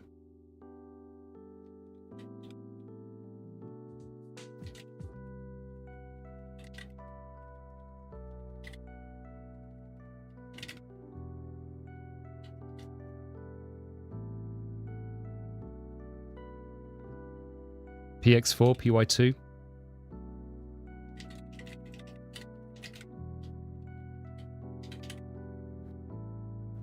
Three hours for a button. Yeah, I think it's quicker than the last button we did. Okay, so we want to send a request. So how do we do this in SvelteKit? That's what we want to know. We want to send a request to the / endpoint of the API.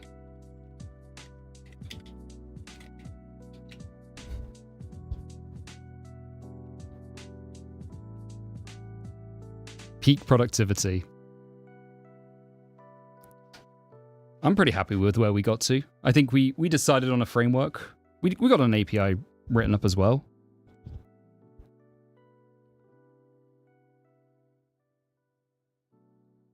Form actions, page options.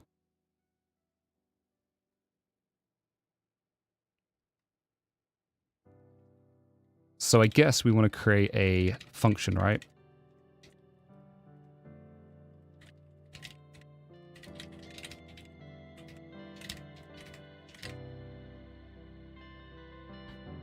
No DB connector, no. The fetch way? How do we do the fetch way? Mike shares.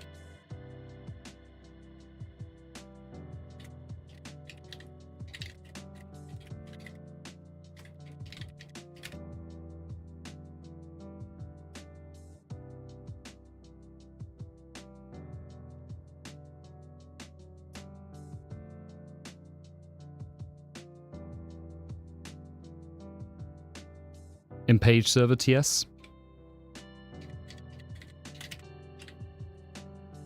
Am I planning on finishing this project? Not today. Definitely not today. Fetch way is fetch in the client function. Okay, so do function, do something. And then we just do fetch.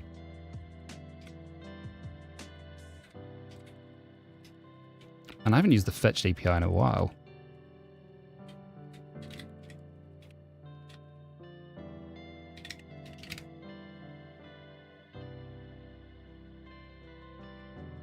That's it, just fetch. Fetch resource. What is resource? URL.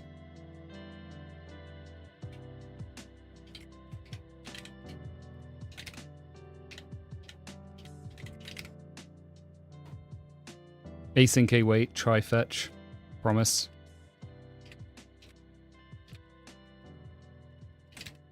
Wait, how do you do async functions in JavaScript again? It's really been a long time since I wrote JavaScript. I don't want to return a promise. Async.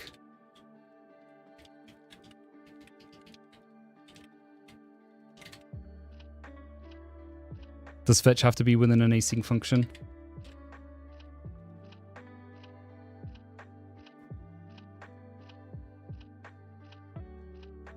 I don't know, actually. Do you need async functions? It's not like Rust, right?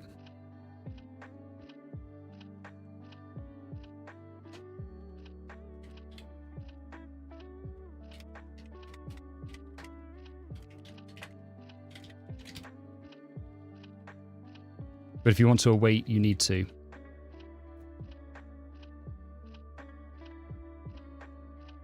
Fetch is always async. You can await inside. All right, let's try that. Okay, so how do we set this to be a click?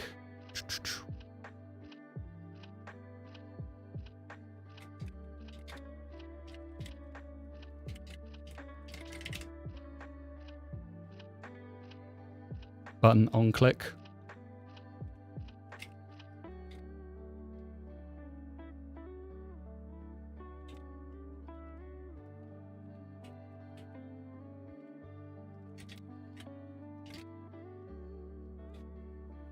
Either use await or handle the promise that fetch returns.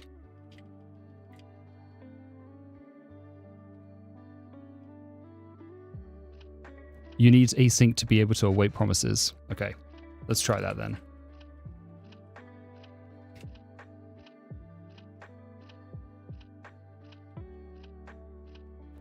Let's change the go function to actually return something as well so we can see what it looks like.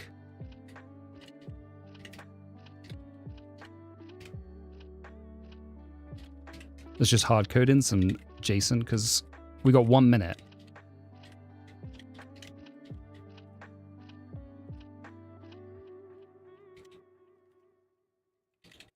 There we go.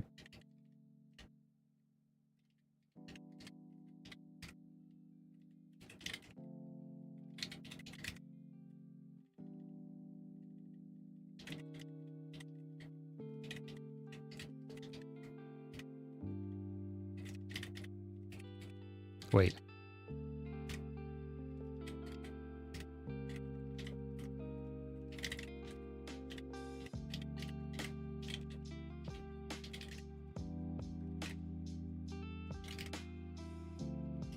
Why is SvelteKit if we have a separate Go backend? I mean, that's another good door. Don't. We wanted page-based routing, but we could have done that with a tan stack router.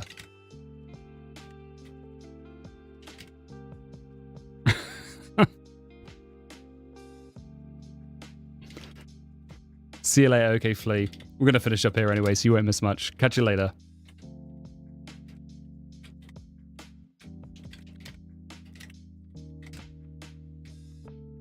All right, let's just make sure that this works.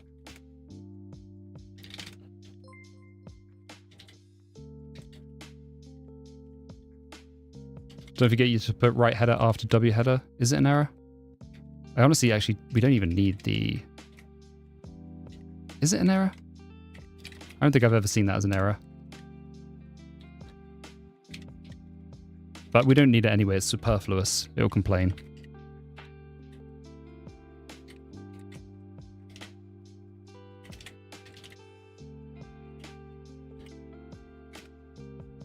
Okay, fine. Good. We have a server running.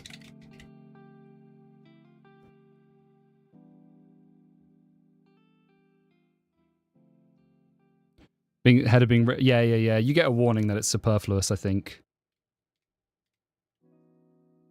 But I think it's because you're writing 200. TanStack query from API state management. Okay, Dora, give me the why of why I should use TanStack, and I'll consider it. But I will consider it off stream because otherwise I'll get told off by That does help a lot. I'm going to have a look at that. Let's have a look.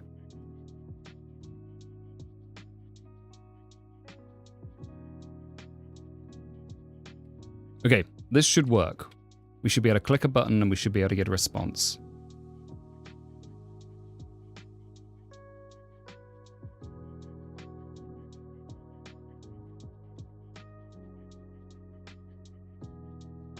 We get an error. I'll take it. Not found for 400/API. I guess it's not rewriting the path, right?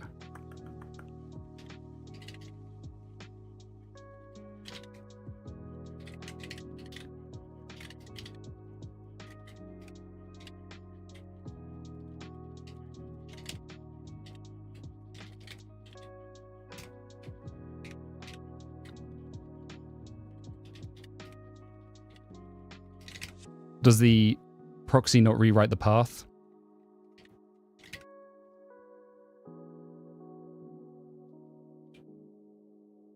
Is it wrong localhost port? No, that's the right port. 3000. It's hitting. We're getting a 404 back. I think because it's not... I think it's not rewriting the path. But like if I got rid of this, it would work.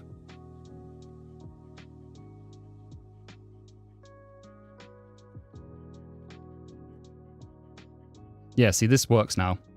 So the proxy itself is still passing the /API to the API. Do you have any kind of test watcher in Golang that I use? I don't. Maybe, I don't know if I've used Air for watching tests. Air I usually watch for rebuilding. It's a prototype. I mean, it works. It's just not working how we want it to. We need to just figure out, okay, I know we're over, but we're going to figure this out. Vite proxy, server proxy.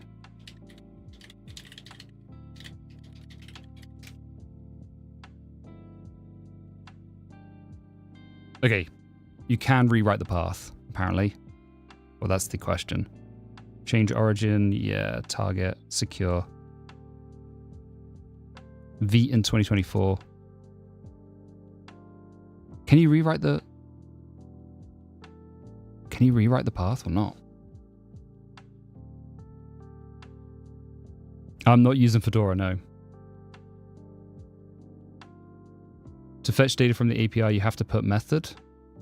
I mean, it's working with the actual button, right? We're getting the data back. There is a body here. The problem is it rewrites. It's like hitting the /API. Nginx for the rewrite. I mean, we could do, but I just want it to not. I want to rewrite it in the Vite. Huggin, you've come just at the wrong time, unfortunately. We were just about to quit off once I get this figured out.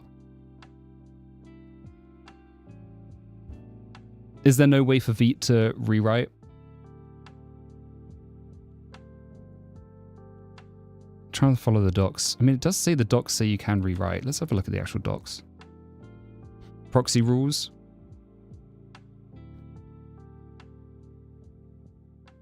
HTTP option. Yeah, they have rewrite, so you can rewrite it. How does that work, though?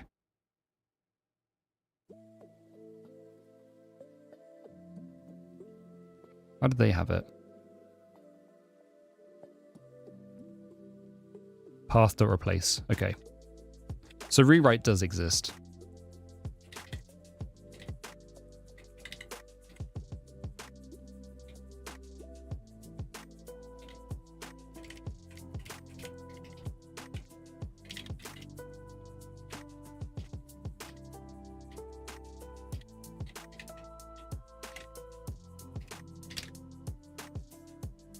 Next.js it is. Yeah, right, we've got to go back. We've got to go back to next.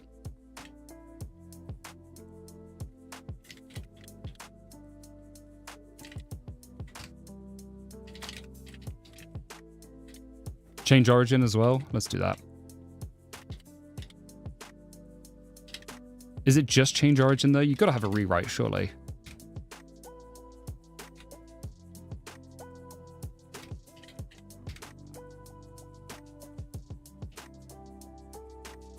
It's been over 10 minutes since the last frameworks discussion. I know. We're slacking. Okay, I mean, this still works because we're hitting the /API. But let's log the path.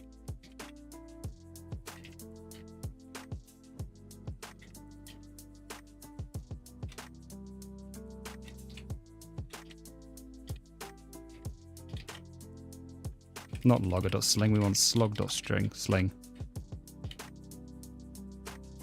You don't think I should need a rewrite? I think I will. Because the API/path is still handling or being handled. Why do you need to do the rewrites with the web framework and not Nginx? I think it depends on how the server handles it. I mean, like, so if we were handling /API here, which is perfectly fine to do, right?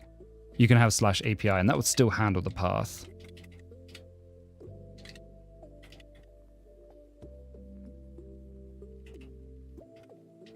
I think, unless I'm misunderstanding the question.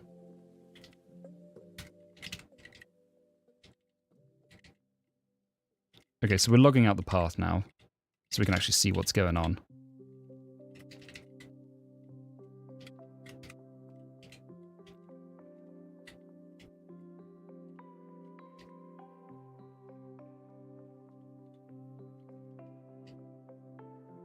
There you go, so now it is hitting /. Let's see what happens when we remove the... If we remove the rewrite, I think it does still hit /. I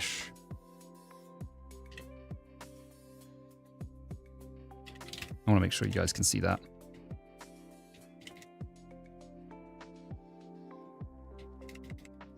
Why not use air? Yeah, we should use air. Let's just use it now. I don't know if I have it. Yeah, I have it. Okay, sweet.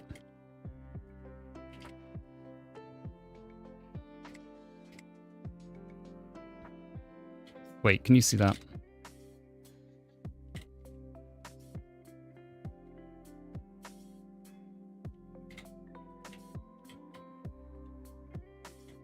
Okay, that should be... You should be able to see that one, right?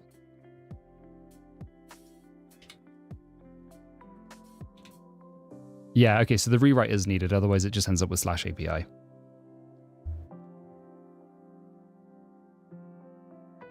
Yeah, you need to handle it with Nginx and prod though. So yeah, Nginx and prod would handle it, but for the dev server, it needs to be done here. But I mean, it's a very good point. We could probably just not worry about it. We could probably just use Vite. Okay, so yeah, rewrite does need to happen. But we have it now working. And in all honesty, if I decide not to use SvelteKit, I can just use this proxy server in Vite. Much easier than Webpack. Does Vite work with Next? Not Next.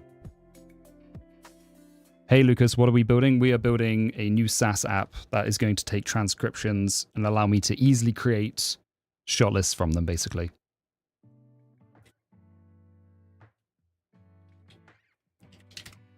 Yeah, I mean, that's one way to do it, Sailor Bob. I mean, that's a perfectly fine way to do it. You can just put everything behind API. I personally don't like doing that, but you can do it. But yeah, you should just use the routing. Or use the actual redirect within like your ingress Nginx handler or something, as Alazares said. Alazares was correct there.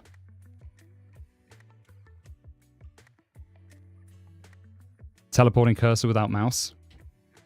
Keyboard commands. Am I using AI? I will be using AI for the transcriptions, but I'll probably just be using AWS for it. I'm not going to like do the AI myself. I had a look at like different transcription tools, and I think AWS was the better one compared to a self-hosted model. But then there's always money, right? All right, that is where we want to get to. We have our button. It works. If we click, we get a response back, and we're hitting the API. So now we can go and make loads of money. That's it. Do you use AWS solutions to store keys? I'm not sure what you mean. You mean like Secrets Manager? I have typically used Doppler for secrets management. Doxed myself. There we go. Doppler. Hey, so guitar. A productivity tracker for this channel. I mean, we can. I need like a Pomodoro timer or something. I spend most of my time chatting though, and that's productive for me. It's more fun chatting with everybody. But I am way over time, so we got to find somebody to actually go and raid. Let's go do that.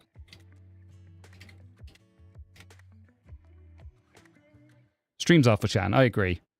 I'm not doing this because I want to be productive. I'm doing this because I want people to... Let's go find a channel. I'm doing this because I want to have fun with everybody.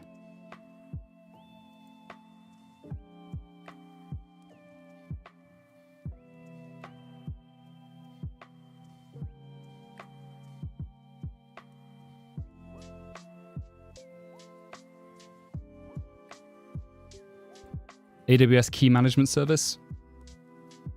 Yeah, KMS is used more for like encryption keys. Sinner, you should do it. I'd watch that.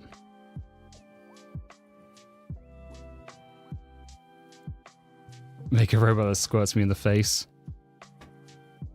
That might damage my keyboard. All right, who are we gonna raid? Zig replacing Google Maps.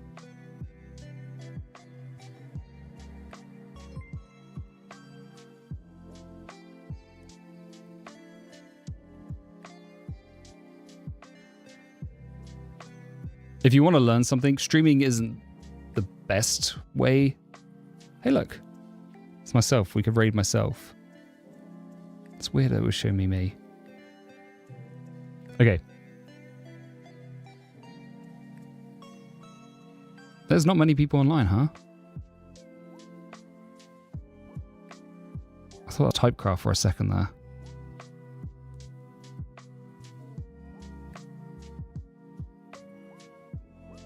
Oh, I'm glad Sam Random Dev. I had a really good time with everybody today. Going on stream is really fun. I'm always like, I'm going to do it for a couple of hours, and it always ends up being more than that because it's so much fun. Does it recursively raid? I mean, I think it does, right? It's like a infinite growth hack if I raid myself.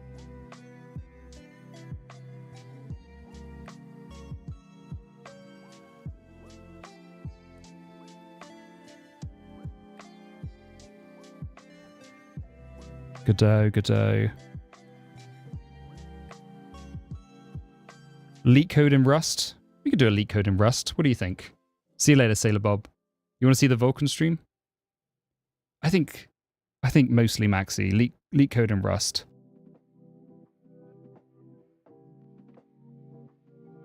Tobacco.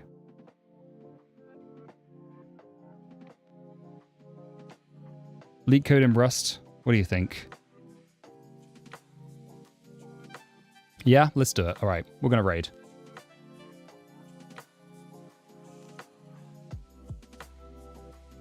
Is there a consistent stream schedule? It's mostly going to be Saturdays.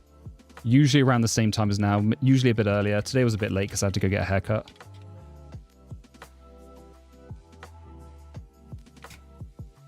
All right, we got a raid. It's going to start in about 10 seconds, but thank you so much, everybody, for the stream today. It was real fun.